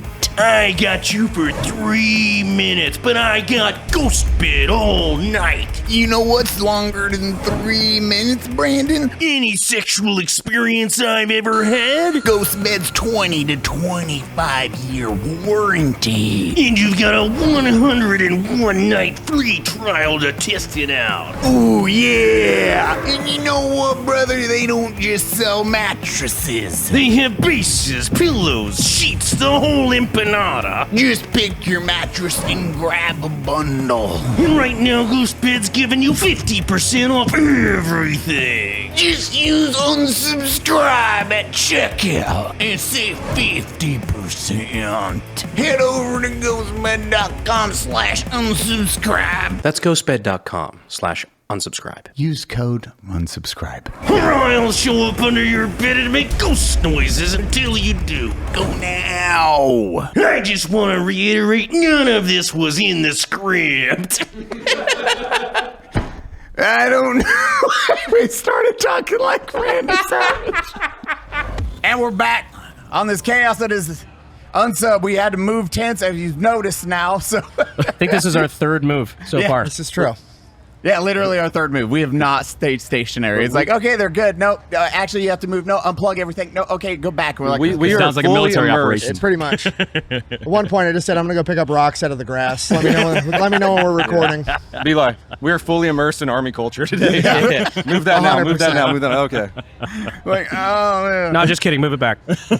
Wes, introduce yourself, brother. What's going on, guys? I'm Wes Moore. I'm the 63rd governor of the state of Maryland, but I'm also a very, very proud Army veteran. I joined the Army when I was 17 years old. Served the 82nd Airborne Division. We were in Afghanistan in 05 and 06. So I'm proud to celebrate the Army 250th. We Awesome. appreciate you coming out here. You actually went to military school because you were a troublemaker? Oh yeah, man. I got some shit. I got sent. So here's the thing. My mother was actually threatening to send me since I was 8 years old. And she would like send me, like, she'd give me brochures to show me she wasn't playing around. I looked at the brochures, but she could never afford it. And then finally, when I was 14 years old, she said, I'm gonna send you to military school. And I was like, all right, mommy, I know, blah, blah. And she's like, no, you're going next week. And she sent me to a place called Valley Forge Military Academy in Pennsylvania. And I remember, when I first got there, I ran away 5 times in the first 4 days of that school. I couldn't stand that place. How'd they catch? Wait, how far did you make it? And how'd they catch you? Probably about a quarter mile each time. They called me because the school's in the middle of the woods, and so they'd always told us there was this train station out there in Wayne, Pennsylvania. So I was always going to try to find this train station, and in fact, so it's a true story. The last time I tried to run away, second last time I tried to run away, they actually drew me a map on how to get to the train station. Because it was like, it's just pathetic that I kept on getting lost. Jeez. And they're like, you fell for it? I know. So they came into my room and they told my roommate to leave. They're like, they told me, like, we got to attention, and they told my roommate, they said, get out. We're going to talk to Moore. And I was like, all right, well, whatever's about to go down now is going to be bad because they don't want witnesses, right? So I'm standing there until they tell me to take a seat, and I'll never forget it. His name was Sergeant Austin, and his first name was Dallas, and I thought that was hilarious. But he was my squad leader. He sits down and he's like, listen, it's obvious you don't want to be here. And quite honestly, we really don't want you here. So I've drawn you a map on how to get to the train station. So he gives me this map, and it has like handwritten instructions. It has a pace count. It has landmarks. And I'm literally like tearing up because I'm so happy. And I tell this dude, I'm like, listen, I'm never going to forget you. When you get out, let me know. We'll grab lunch or something. And he's just like, just get out of there. So that night, I had this whole big great escape. I follow this map into the middle woods, and I'm just going deeper and deeper and deeper into the woods. And you have to understand, so like I knew cities until that point in my life. I don't know anything about the woods. And so like the only thing I know about the woods are like in horror movies. This is where folks go and don't come out of. So eventually I just sit down and I start crying because I'm terrified. And then I started hearing footsteps, and I thought it was just like bears or gorillas or whatever's chasing me in the suburbs of Philadelphia. And then I hear laughter, and it was my chain of command. Because they followed me out. The map was completely fake. They just enjoyed watching my flashlight making circles in the middle of the woods. And finally they let me come when they brought me back to campus, and they told me, they said, you're allowed to make one phone call They said, call, I don't care who you call, but you got 5 minutes to make a phone call. And I called the only number that I knew, which was my mom. And I was complaining and tell her how I wanted to go home and all kind of stuff. And finally she said to me, she's like, too many people have sacrificed in order for you to be there. And she's like, and they're proud of you, and you got to give it a shot. And so after a pretty tumultuous few days, I finally gave it a shot, and it ended up working out for me. Your mom saved up though to put you through that school. It was crazy. I mean, she that is she what saved, my dad saved up for Christmas present. And your mom's like, bye. But you know what's crazy is that, you know, and my mother's not a person who like makes empty threats. Like when my mother makes a threat, she's not playing. She's literally couldn't afford it. And so she was asking around like people she went to church with and saying like, I really want to send my son. And people were giving what they could, a couple $100 here, but she was going to be thousands of dollars short. So it was my grandparents who actually immigrated to this country. My grandfather was born in South Carolina, but was run out when he was just a child. My grandmother was born in Cuba and immigrated to this country. And my grandfather was a minister. My grandmother was a school teacher, and they had this little home in the Bronx. And when they realized my mom was once again going to be short, they ended up taking money out of their home.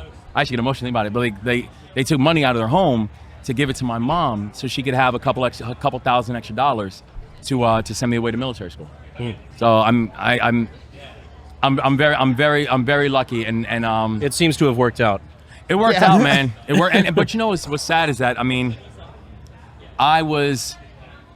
when I was, you know, 14 years old, I had no idea how much people were sacrificing for me. You know what I'm saying? And like I'm being this jackass who's, you know, trying to get kicked out of school without realizing like your family is like giving up a part of their American dream so you could have an opportunity. Right. And so I always think about that kind of like, you know, you know, listen, when you're a kid, you do a lot of selfish stuff, but I'm really thankful for them that they invested in me like that. Thank God they didn't have cell phones, right? Thank God none of us had cell phones back then. I know. You're the second person today I'm the so most far. thankful thing about He'd that. have been on Google Maps. There's no train station. Yeah, exactly. Like we grew Those up in the bastards perfect lied to era. me. We sure did. We like the last perfect era. The last perfect era.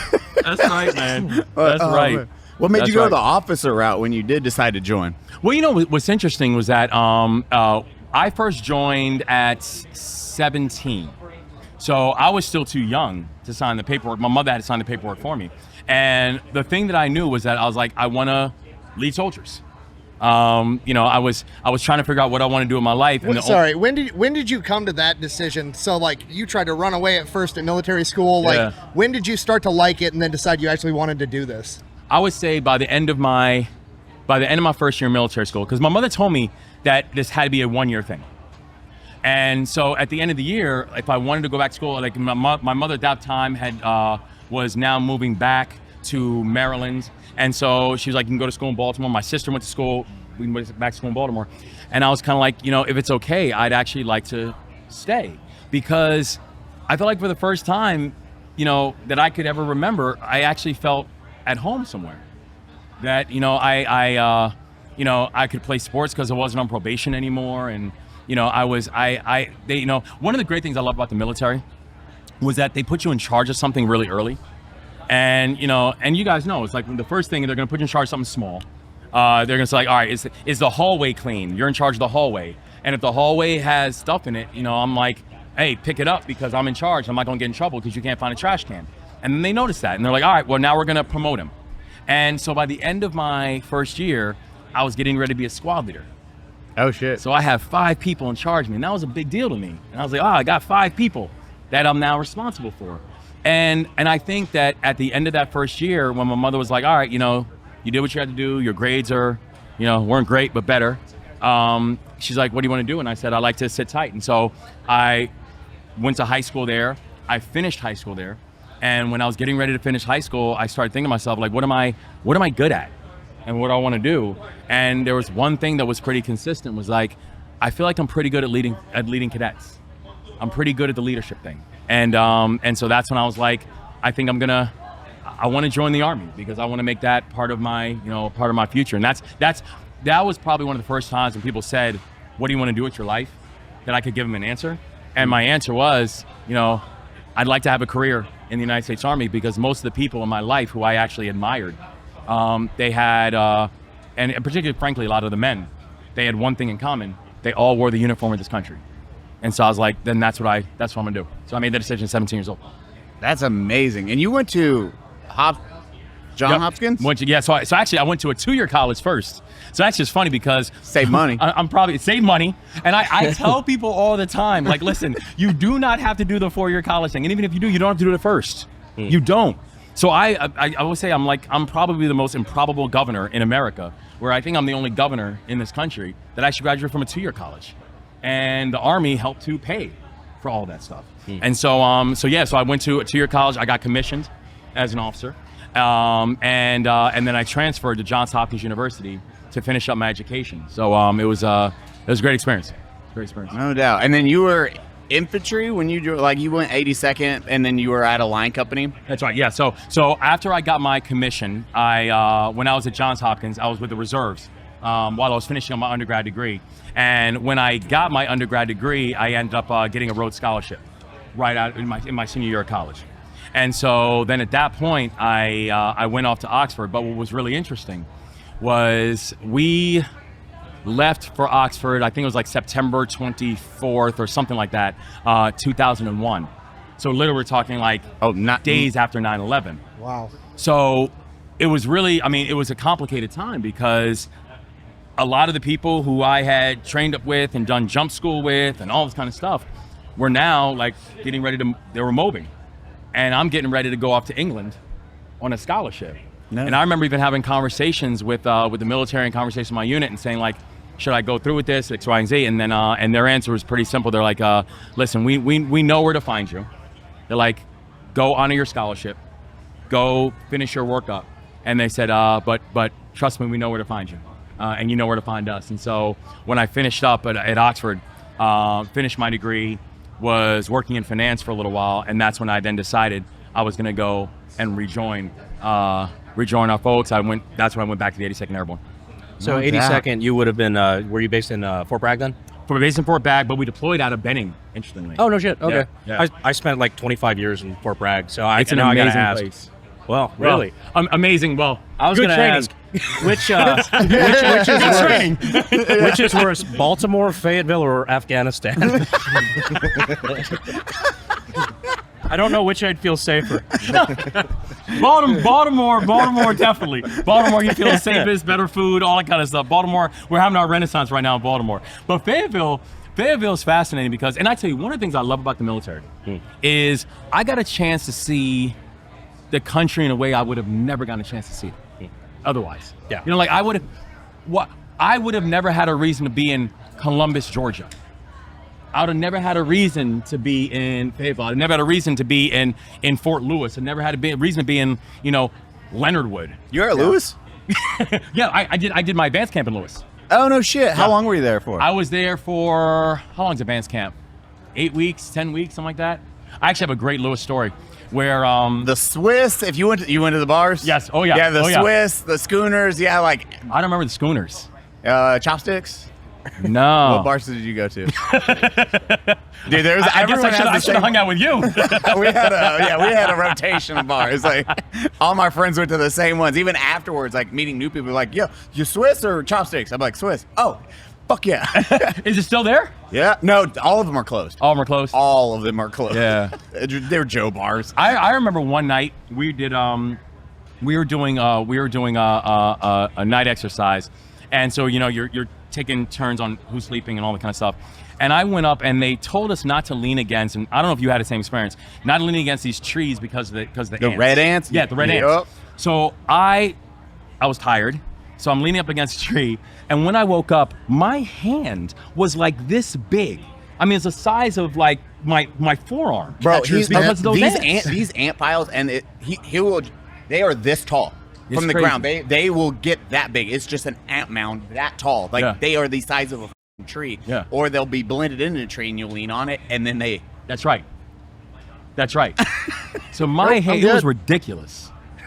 Yeah, that's crazy. It's like every military base has its own like environmental threat. Yes. Leonard Wood, the snakes at Leonard Wood were ridiculous. Anything in the Midwest is the mosquitoes. Camp Ripley in Minnesota, they're fucking hummingbirds. They're everywhere. It's awful. All right, so you did military. What made you get into politics? So it's I finished the military, and I'm actually, when we got back from Afghanistan, I did something called a White House Fellowship, which is I had a chance to work as a senior advisor to, at that time, Secretary of State Condoleezza Rice, which was an amazing experience, because when you get a chance to spend a year seeing how policy is implemented, and then you come back and spend the next year seeing how policy is made, you just realize how different those worlds are. And just the oftentimes just like the disconnect between the policy being made and like when you end up being the frontline Joe and the one having to actually execute this stuff. And so it was something that I think I got an appreciation for how that world worked, but I knew even after doing the White House Fellowship that I wanted to leave and get out of it. So I went to the business world for a while. I worked in finance for like 5 years. I started a technology platform in Baltimore that helps students who are first generation students make it to and through college. And then I ran one of the largest poverty fighting organizations in this country. And I think the thing that made me want to get into the world of politics is, I always tell people, it's like, people say, what made you want to get into politics? I was like, I wanted to be the governor. Because a governor is really a different kind of role. Like, we don't do the politics stuff. We don't do that, like, the yelling at each other and the yay, nay. Like, as a governor, you're the chief executive of your state. And I knew the big issues that I wanted to work on. Like, I knew I was obsessed with dealing with the issue of child poverty. I just don't know how a civilized society allows so many children to grow up in poverty. And we're talking urban, rural, suburban, where kids, literally their futures are being determined before they even have a say. And I remember working with now a former governor on this thing that they could have done around child poverty called the child tax credit. And I remember telling him, you should talk about your State of the State address and all that kind of stuff. And I got an advanced copy of the State of the State address, and there was nothing in there about the child tax credit and nothing in there about child poverty, so I was pissed. So I called up the head of public policy for the organization I was running, and I was ranting. And finally, when I breathed, he told me, he said, we worked for 6 months to try to get them to include a line in the speech. And he said, but what if you could write the whole speech? And that was kind of the point. That gotcha. I could keep on sitting there and like screaming and telling these people that they need to pay attention to things that matter, to like real human beings and real people and people who are struggling and suffering. Or it's like, or you could actually make the policies yourself. And so when I decided to run for governor, I was running against statewide elected officials. I was running against Obama cabinet secretaries. I ran against the head of the Democratic Party, was literally ran for governor. And then me, a guy who had never run for office in my life, a guy who was never a really political guy. But that's why I always say, like, the party didn't make me the governor. The people made me the governor. Because I was never the party's choice. That's very rare. Yeah, too. Because like one thing I didn't know before, I did a little dabble. I ran for Congress last cycle, and almost took out an incumbent. But the one thing I didn't realize is that deciding to run for office is not really the norm. Yes. Usually people get recruited. Correct. They're either at like a higher office, Correct. people come to them and they're like, hey, I think you would be great for X role, and here's $3 million to do it. We'll back you the whole way. Here's your advisors, here's your staff, here's Correct. this. Just a normal guy deciding this is what It's I want to hard. do. I didn't realize that just doesn't happen. No, and that's the thing. It's like oftentimes when people are recruited, like you said, there's a whole infrastructure that comes along with it. I didn't have an infrastructure. And so in many ways, what we try to do when we come on board is I said, like, listen, the party didn't make me the governor. So I'm not going to turn into something that I never was before. What do you think set you apart from everybody else in the race? I think we beat the brakes off them in terms of how hard we work. Like, I think people just realize our motor's just different. And I think we were trained that way. Yeah. And honestly, it's one of the great things that I think we were trained to basically say, like, there's nothing that ever makes us flinch anymore. And I think that mattered. The other thing is that honestly, it's like, I think we're authentic. And I think that matters to people. Yeah. I mean, I remember, true story. I was, there was something, and it was a July 4th celebration, whatever. And they invited all the people running for governor in Maryland, like all 30 of them, whatever it was. And everyone, they said it was a chance for people to get together, and they said each one of you are gonna have a few minutes to talk to the people. And so they're all out there in like suits and all that kind of stuff. And I showed up in a polo and shorts. And, you know, and people were kind of like, you know, he's not taking it seriously, and it's not. It's like, it's not that I'm not taking it seriously, I'm hot. And I'm not wearing a freaking suit when it's 100 degrees outside. That's not gonna do it. Look at his tank top. His There tuxedo we go. jacket. There you go. Business formal. Business formal. This is- So I'm just like, I'm not doing that. And so I remember the Maryland Speaker of the House called me up, and she's just like, have you heard the brouhaha about your attire? And I said, yes, ma'am, I have. And she said, pride and distinction that we represent the Medal of Honor recipients.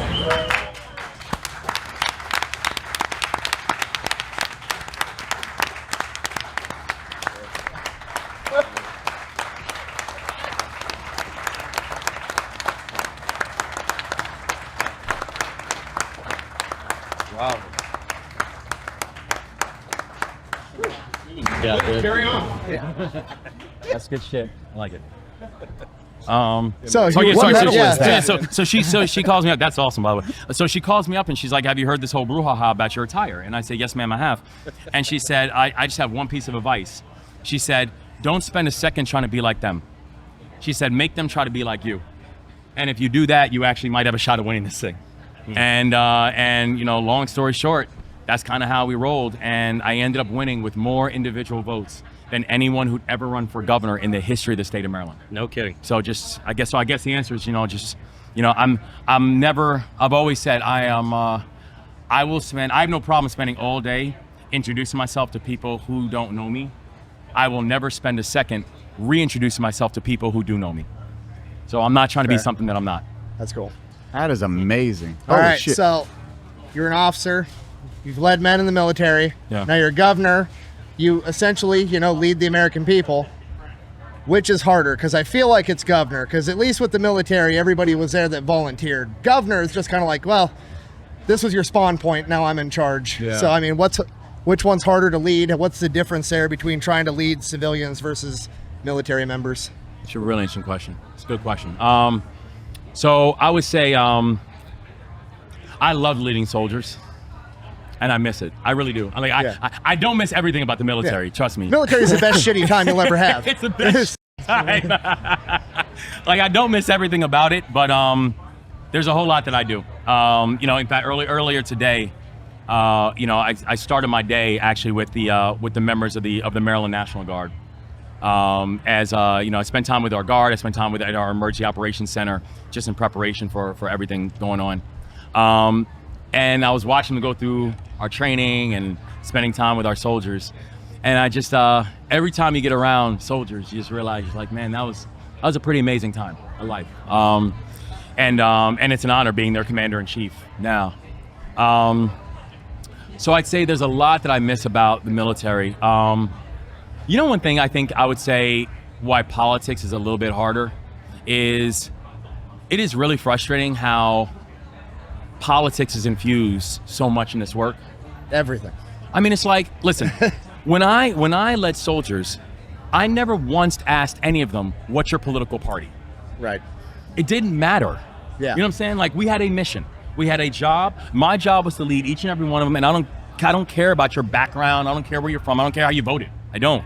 You know what I mean? Like, we had a singular mission. Exactly. And I try to do the same thing. Like, one thing that people have noticed about us is, like, we go everywhere in our state. Western Maryland, Eastern Shore, and we go a lot of places. People are like, there's not a lot of Democrats here. And I'm like, yeah, but there's a lot of Marylanders, and I'm their governor too. And I love that. But it's amazing to me how much, like, politics gets infused in this stuff. And it's really frustrating. So in some ways, I love the fact that as governor, you really do kind of help to control a conversation and control the agenda and control a budget. I do love that. I just wish that politics didn't have to be so present in politics. Yeah, that's fair. You know what I mean? It's that swing, and it sucks. That's probably the most difficult part. Than it is the polar opposites, and you're like, let's find a common ground and then discuss it from there, and then we can make decisions based off of that. Correct, because then you're making decisions based on the information you have, the data you have, but it's clear.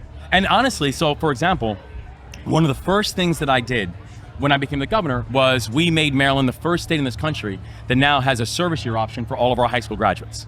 So every high school graduate has a chance to have a year of service in the state of Maryland, and they can choose however the hell they want to do it. They can work with veterans, they can work in the environment, they can work with young people, it doesn't matter. My only thing is, tell me what makes your heart beat a little bit faster, and we're gonna give you an opportunity to do it. And a lot of that was based on my time in the military, where I tell people that, that I had people who came and campaigned for me when I was running for governor, right? Many of them who I served with in Afghanistan, many of them were not Marylanders. Many of them were not Democrats, but they literally came and door knocked on my behalf and was like, let me just tell you about the guy that I served with. And so I'm just a big believer that it's time, in time, this like political divisiveness and political vitriol, that service will save us. And that's why I just want more people to have that experience, because like the people who I serve with, those are my brothers and sisters for life. I'll do anything for them. And I want as many young people in my state as possible to have, in which, however they want to get it, but I want them to have a similar type of experience and similar type of exposure. So that's smart. That's good. That's the way Awesome. to do it. I mean, everyone should have to do a year, in my Everybody. opinion, because then it's a Everybody. wake-up call. Like, yes. You do the military for a year, you're gonna have a lot of different opinions. Like, you know what? Well, I mean, that's how you also get people to go hating each other. Like, there's no way to stop hating or like not understanding different groups of people than being like, hey, here's one person from every state in the country. Go There you figure go. out how to live 3 inches from them for the next 9 months. There you go. Like, okay, well, we're gonna figure it out. We'll So figure it the out. only thing you can do at that point. Everyone will just learn to embrace the suck together. Right. When you go through suck together, you actually come out like Yeah. a very tight-knit group. Yeah.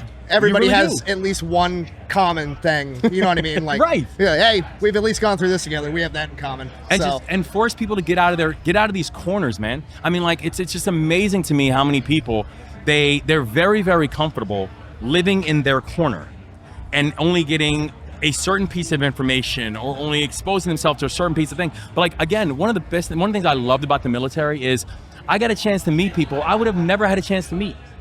I would have had no reason to. I got a chance to explore the country and in something explore the world, going places that I would have never had. I wouldn't have had a reason to go to these places, but I'm a better person because of it. Yeah. I think about the world differently because of it. I think about this country different because of it, and I just want everybody to be able to have that, have that exposure. So yeah, I was clear. I mean, I want Maryland to be the state that serves. And the big reason is because I just really do believe that service is sticky, and those who serve together generally have a habit of sticking together too. that's cool. Beautifully said. I know that it's hard because like there is a good common ground right now. It is because we do have differing views on, like, I think your team was like, hey, the 2A spaces where we have like slightly differing, but you were like, let's talk about it. That's at it. least. That's why I was like, that's actually really dope. You come down and sit down and actually talk, because like Brandon's huge into the 2A space, and like all of us are like, oh yep, we love our firearms and everything, and you're like, hey, well, here's my thought process on it. And then did you take any of that from just childhood to military, or where did you start adapting 100 your policy for well, that? and what's interesting is that, and I say this as a person who owns firearms, you know what I'm saying? But like, the way I also approached it and the way I viewed it was also saying, like, I also come from communities that have been so ripped by gun violence, just constantly. I mean, Baltimore City, for the 8 years before I became the governor, Baltimore City went 8 straight years of 300 plus homicides. And I was just like, I refuse to be a governor that is just gonna spend my time attending funerals and like giving eulogies. And so now the thing that I know, and again, I'm not a person who's like, this is my views and I'm not moving on it. You know what I'm saying? No, Like, that's what I love about it so far. Listening, it's like, you'll listen on that. Yeah, because what we were talking about earlier is just the idea that you're willing to go into, like you said, in the politically divisive time, go into the lion's den with us. One of those like, oh, we don't agree on a lot of shit, but like, what is interesting is it all gets brought together again by us being here for the common purpose of we're celebrating the Army. You know, Army's 250. Yeah. It's the thing that it's a thread that brings a lot of people here together, and I think that's really cool. And honestly, it's the thing that I really appreciate about the Army and what the Army has always done with me is that the Army has also helped me to become someone where, again, I'm not a political animal in any stretch of the imagination. Like I said, I'm 2.5 years into this stuff. But what I do is I really appreciate the fact that the Army has given me a sense of exposure to the world and to issues and to thoughts where I feel like every single one of us, we come to the decisions we come to because of our histories, right? Because of our experiences. What the Army was able to give me, it helped me to broaden my histories and broaden my experiences. So if the only thing I'm coming to is what I knew, the fact that I now know a lot of different things and a lot of people, a lot of perspectives actually makes me a more critical thinker. And that's cool. And I think that's kind of the way I've just tried to approach a lot of this stuff, I guess. You have to come down to Texas and hang out with us sometime. Dude, I'd love to. We'll have a good shooting old time. together. Exactly. Oh, We'll yeah. have some fun, man. I know that this is There's some, actually, I have to say, I don't know if y'all are hunters. There's some great hunting in Maryland, by the way. What do you guys typically great hunt? hunting in Maryland? Well, I mean, I generally like waterfowl more, only because I just think, I mean, and I say this respectfully, if any of y'all are deer hunters, I think deer hunters is deeply boring. Yeah. I'm not against it, but it's just like, deers are just really smart animals. You know what I mean? So like, you know, if you move, if you breathe, like they're gone and you're not gonna see them for the rest of the day. Waterfowl are just not smart. So like I'm sitting there smoking a cigar, I'm hanging out, I'm telling jokes, and they're still flying. And you're like, and then you go back smoking your cigar. So it's like I like the social aspect of hunting. So any hunting that makes me sit in a blind by myself, freezing, quiet, can't eat, can't nothing. I'm like, I can find a better way of spending my time. Let's go shoot some axis in Texas. That's what we'll do. Axis to hogs. Delicious. You'll like pigs. There you go. Pigs, you can smoke your cigar, you could tell jokes, Exactly. and then they'll try to kill you, and then you kill them. It's great. It's awesome. I'm down with that. I'm down with that. I just can't. The deer it's just way too quiet, way too boring. Oh, you come out to Iowa, I'll show you how to push deer with an ATV. It'll be a good time. Oh yeah. Oh yeah. All right. You go on one side of the wood line, have your buddy drive through with an ATV. You're on the other side of the wood line. It scares the deer into running right at you. Yeah. For legal I like reasons, that was a joke. Oh man, Wes, it has been an absolute. We got your team's like 3 minutes, so we'll get You guys it are closing great, man. for you. You guys are great. Brother, really thank you appreciate it. so much for coming on. This has been a true pleasure. And listen, man, happy birthday to the Army. This is an organization that helped save my life, man. So I'll say that. I know y'all got to run, but I'll say this. When I was with our soldiers earlier on today, I said, listen, it's a beautiful thing that people have a chance to go out and express their First Amendment right, and people have a chance to go out there and right to assembly and everything like that. It's also really important that the people understand that the reason they have those rights is because people were willing to fight for them. The reason that you do have the right to assembly, the reason you do have the right to free speech, the reason you do have the right to all these things is because there were people who were willing to sacrifice their lives in order for you to have those rights. And it means that there are people who right now, as we are speaking, like the members of the Maryland National Guard, like our folks in the EOC, who are out there running drills, training, and giving up their weekends so we could enjoy ours. And so I just think it's really important that that when we talk about a chance to celebrate, that's great. Let's also remember the sacrifice that was required in order for that celebration to take place in the first place. So, well said. I appreciate it, brother. Thank you so much. God bless you, man. Truly appreciate it. I'm gonna get out there and do some hawk shooting. You ever scared of being on the internet? I am. My data getting leaked. Or perhaps you're on Netflix and you're like, man, I just really want to watch this love story. It's beautiful, but my country won't let me. Well, do I have the solution for you? With SURFSHARK VPN, you can unlock 15 of the largest libraries on Netflix. United States, Japan, konnichiwa. Look at this guy. How? By simply connecting to one of these amazing servers. Surfshark will surf your shark. I don't know what that means. You can also access things like BBC iPlayer, Hulu, and other limited streaming services. Unlock a whole bunch of content by simply installing the app on your desktop, mobile device, smart TV, and more. I know what you're thinking. Eli, what is Surfshark? Pay attention. Surfshark is a modern VPN with the user in mind. They have robust security measures. Enjoy all the freedoms of an open internet with no device limits. Probably the nicest part, there are 0 limits on how many devices you can use. So, +1, Surfshark. PCMag.com gave it the editor's choice. I wish I could read. Head over to surfshark.com/unsubscribe and use code unsubscribe at checkout to get 4 additional months of Surfshark VPN. Surfshark has reached the coverage of over 100 countries, and they're the only VPN to do that. Surfshark.com/unsubscribe. Code unsubscribe. And we're back again. Cody, do the thing. Do the thing.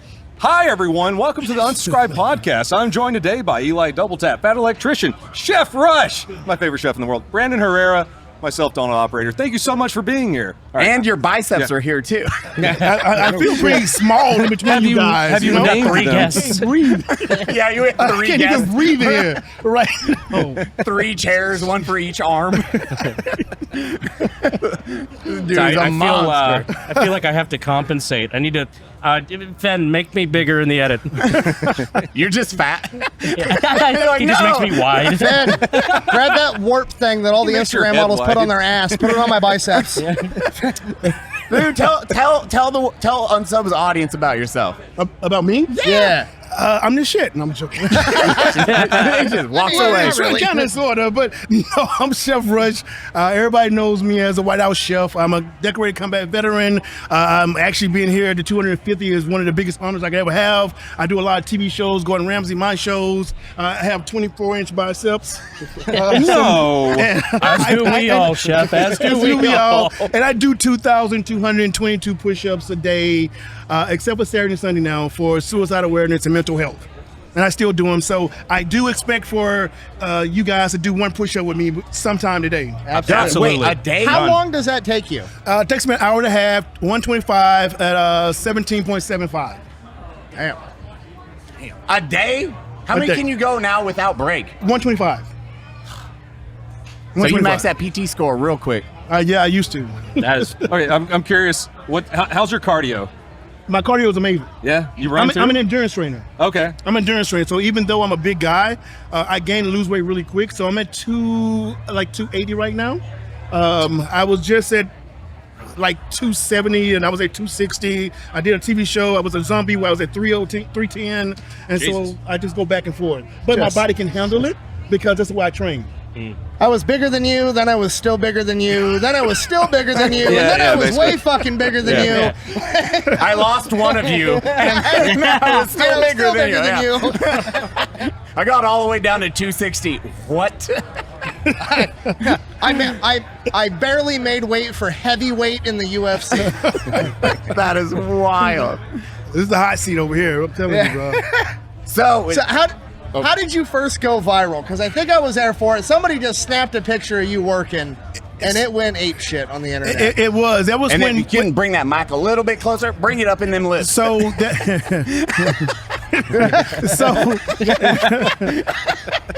Pick up lines with Eli. Now look at me. Sus with Eli. Sus throws me away. That's okay. It's okay. So the first time I went viral, which I actually have been viral many times, but the very first time was when it's hard to come viral, was when Twitter was out. And I never had any social media. And it was when I was in the White House and I did a Ramadan dinner. And I hated the media. They were stalking me and they actually took a picture that I didn't know. And I went to, the POTUS came out, talking to them, they came back out, and a lady came up to me, a reporter, and she said, Kate Bennett, she came to me, I was outside, and she says, I'm gonna make you famous. And I said to her, I'm already famous. And she laughed, like, no. She said, look at your Twitter. I said, I don't have Twitter. She said, do you have Instagram? I said, no, I don't have anything.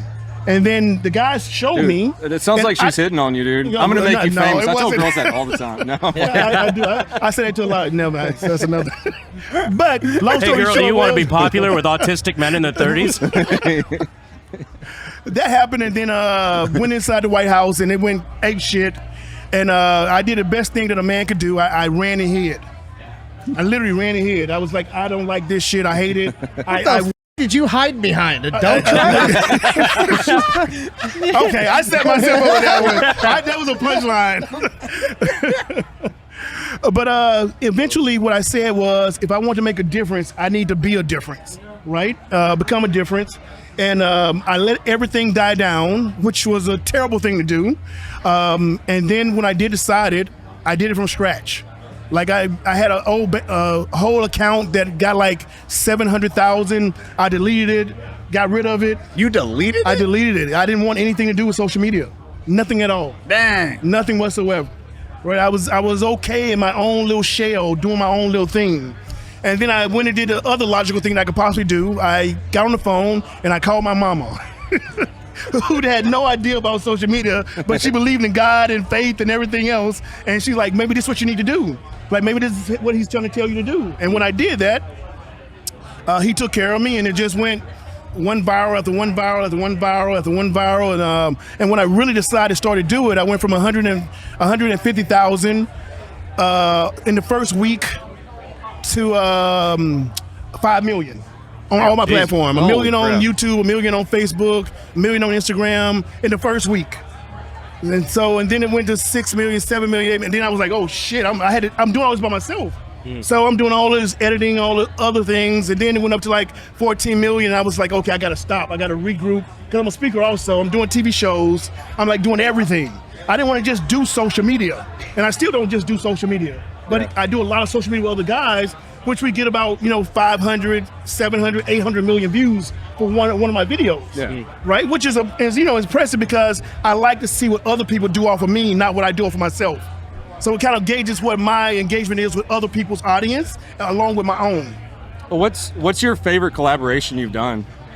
It'll be the one with you when you invite me. Oh, okay. He's coming on Let Him Cook. You're gonna come on? Yeah, dude. Oh, I want to break your table. It's the Army team will break the shit out of it. Honestly, that would be the best send-off. I have to think about it. Okay. No, you know what? I've done some really amazing collabs. I mean, with some extraordinary people, celebrities, influencers. I just left Japan. I just left Korea. One of the guys from Chile, one of Asia, and I'm taking so many pictures out here because I pay attention to each and every audience in every country. I'm a country person. I like diversity. I like culture. So I'm super popular over in Japan. I'm super popular over in Korea, in Brazil, Argentina, India. And I'll go to those countries because of that fact. I don't just like, oh, okay, I got fans over there. I want to go there and see them, right? That's how you solidify yourself. You want to put yourself in that spot. And from that part of it, it becomes very dynamic because I teach a lot of the guys how to do social media, but not only social media. My superpower is my biggest social media that I have out there. You know which one it is? I have 8 million on YouTube. I have 3 million, 4 million. And the biggest one I have is the lowest one I have is my most popular one. You know what it is? TikTok? What is it? Facebook? LinkedIn. Oh, really? LinkedIn. 37,000, 38,000. It is my bread and butter. Really? Bread and butter. I tell you. Why is that? You know why? Because on LinkedIn, people say, oh my God, it's for old people, it's for these people, it's so boring, it's so boring. You know what content I put on LinkedIn? What? My own. But here's the difference from it. I turn it into a strategic matter. Here's my numbers. How did I get, look at this post. Stop. How did I get this post get 500 million views in 1 week, and the audience is X, Y, and Z, which are hitting this, and I explain to them how it happens and why it happens, which is how I became a consultant, because they want to know how to get those younger demographics and those younger audiences. So you got to understand that it's a science to it. You can't just think of social media as one way. Now, don't get me wrong. All my guys, they can make hundreds of thousands of dollars off of social media a month. And that's easy, and I can do that also, but that's not my point. I want to get in where I'm doing my TV shows. I have, 7 TV shows out, Netflix, Ramsey, Disney, this, and then I want to go into speaking, then I want to go to consultancy, then I want to go into my business, go into AI. I want to encompass everything. Social media is a small part of it because now all these kids out here, I have about 57% young audience. And so now when I get young kids, I get their parents. You get it? Yeah. Right? So that's the whole part of it. So people don't think clearly when they think about social media, just trying to get numbers. I don't want to get numbers. I want to get everything. Yeah, hit all the generations. Exactly. Really Exactly. smart. Especially on LinkedIn's a really smart choice because you stand out in that crowd. I guarantee it. And then that's where the people that is where CEOs and all of them are hanging out. And so the one thing I'll tell you about, I said it earlier on the podcast, out here was worth and value. On LinkedIn, you don't have to negotiate. People see you for your worth and value. They don't say, "Well, Chef, do this for $30,000 or do this for $40,000." I'm like, no, that's not my price. I'm just using a number. I'd probably make $10 or so. But if it was that, in LinkedIn, they will say you're worth it. Here's what we want you to do, Chef, and this is what we want to do, right? I'm worried about the invoice you're going to send us after this podcast. Oh, it's happening. You don't know it yet. Wow. I'm about to let him cook in front. Unread. No. And the funny thing about it is it's important that we talk about this. And people say, why are you telling this knowledge? It's because I don't fear about not telling it. A lot of the guys, they want to keep everything to themselves, especially on social media. Yeah. Nobody wants to share anything. Yeah. It's a whole different world. I'm in the fitness world. I'm in the military world. I'm in the cooking world. I'm in the mental health world. I'm in the women's. I'm in the kids. I'm in pets. I'm doing all these different worlds. And people try to act like the keeper of the key. There's no reason to be. If you feel that insecure not to tell something that you're doing to give it to somebody else, then something's wrong with you. Because in my world now, where I hang around a bunch of celebrities, around these people, we just share everything. Yeah. Everything. It's an open pot. It's not like, I'm going to give you a little bit and not tell you the rest of it. So it's a big difference. Dude, do you want to hear how wild the early days of YouTube were? No one wanted to collaborate with each other because they thought they were stealing each other's audience. It's the weirdest thing, and it's gone away, thankfully, for the most part. But it's still like that a lot, though. And they're getting into it because the algorithm pushed it out where you need to collab. It made it acceptable because like, oh, you can do a collab with 2 people, now 3, now 4. So like, okay, if they're saying it, it's okay now. But even then, it's so hard. But even with that part of it, I found out on YouTube when I started doing it, I went viral with a lot of people. And I felt like, when I say viral, I'm talking about long form where it was like, 3, 5, 10, 20, 12 million, 30 million for a 23 million video. I didn't know that was money. I'm just thinking it's, what it is. You didn't make money off of your initial viral stuff? Wait, you guys are getting paid? Yeah, no, I don't actually. And it was funny because you're right about that. People kept thinking like, okay, if I share something or share their story or tag them even, they're going to get my audience. And I still have people like that today, but luckily it's only 99% of people I deal with, they don't do that. And if I do get that 1%, they out. I don't deal with that. That's so crazy because cross-pollination is the best thing that we can have. It's like, 100%. I think TikTok did a really good job because you collab with like Logan and a lot of like Chitwood and those guys. And TikTok really does a lot of cross-pollination. I've never seen it to the level. YouTube's now getting it. I think this community really started it where it's like, hey, look, we can all grow together if we work together. Not, this is mine. It's like being in an open field and you're like, hey, bro, you're hogging my sunlight. It's like, there's exactly. People are just on their fucking phone all day. Like, there's enough attention to go around. It's really not hard. No, you're right about that, though. I love YouTube because they started doing it. TikTok was the first one. I don't even think that was their intention. They just wanted to open it up because if you open it up, you get everybody. They had no intentions.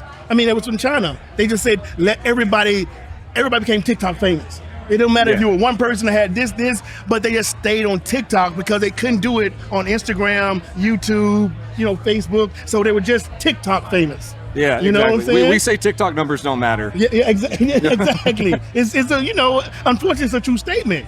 You can have 40 million and still like, okay, what are you doing? Yeah. So are you allowed to talk about the dinner you missed out with going to Korea?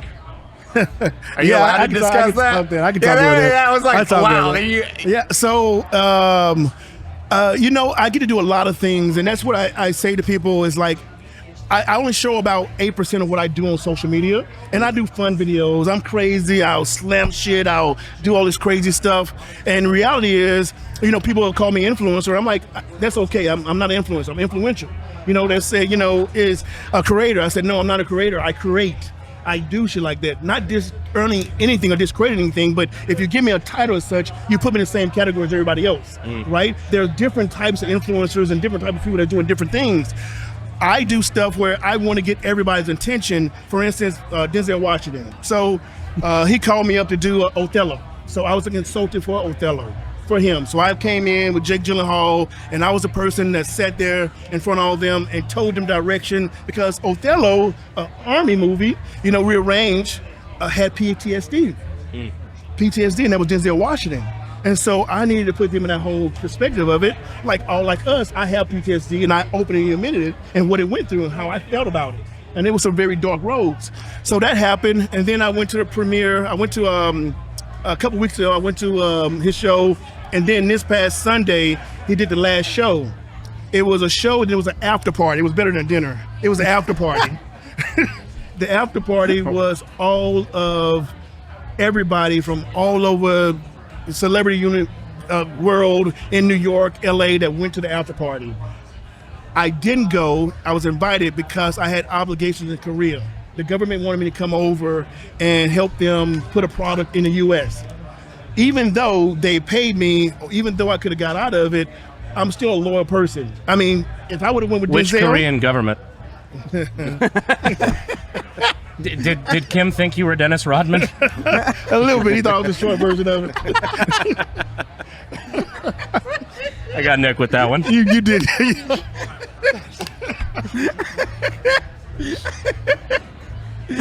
Sorry to derail. Please continue. I was invited there. Really? No shit. I was invited there. I'm pretty popular in Korea. There's a couple of people I've heard of getting invited to North Korea. I was invited there. No shit. Yeah, I was invited there. I do a lot over in Korea.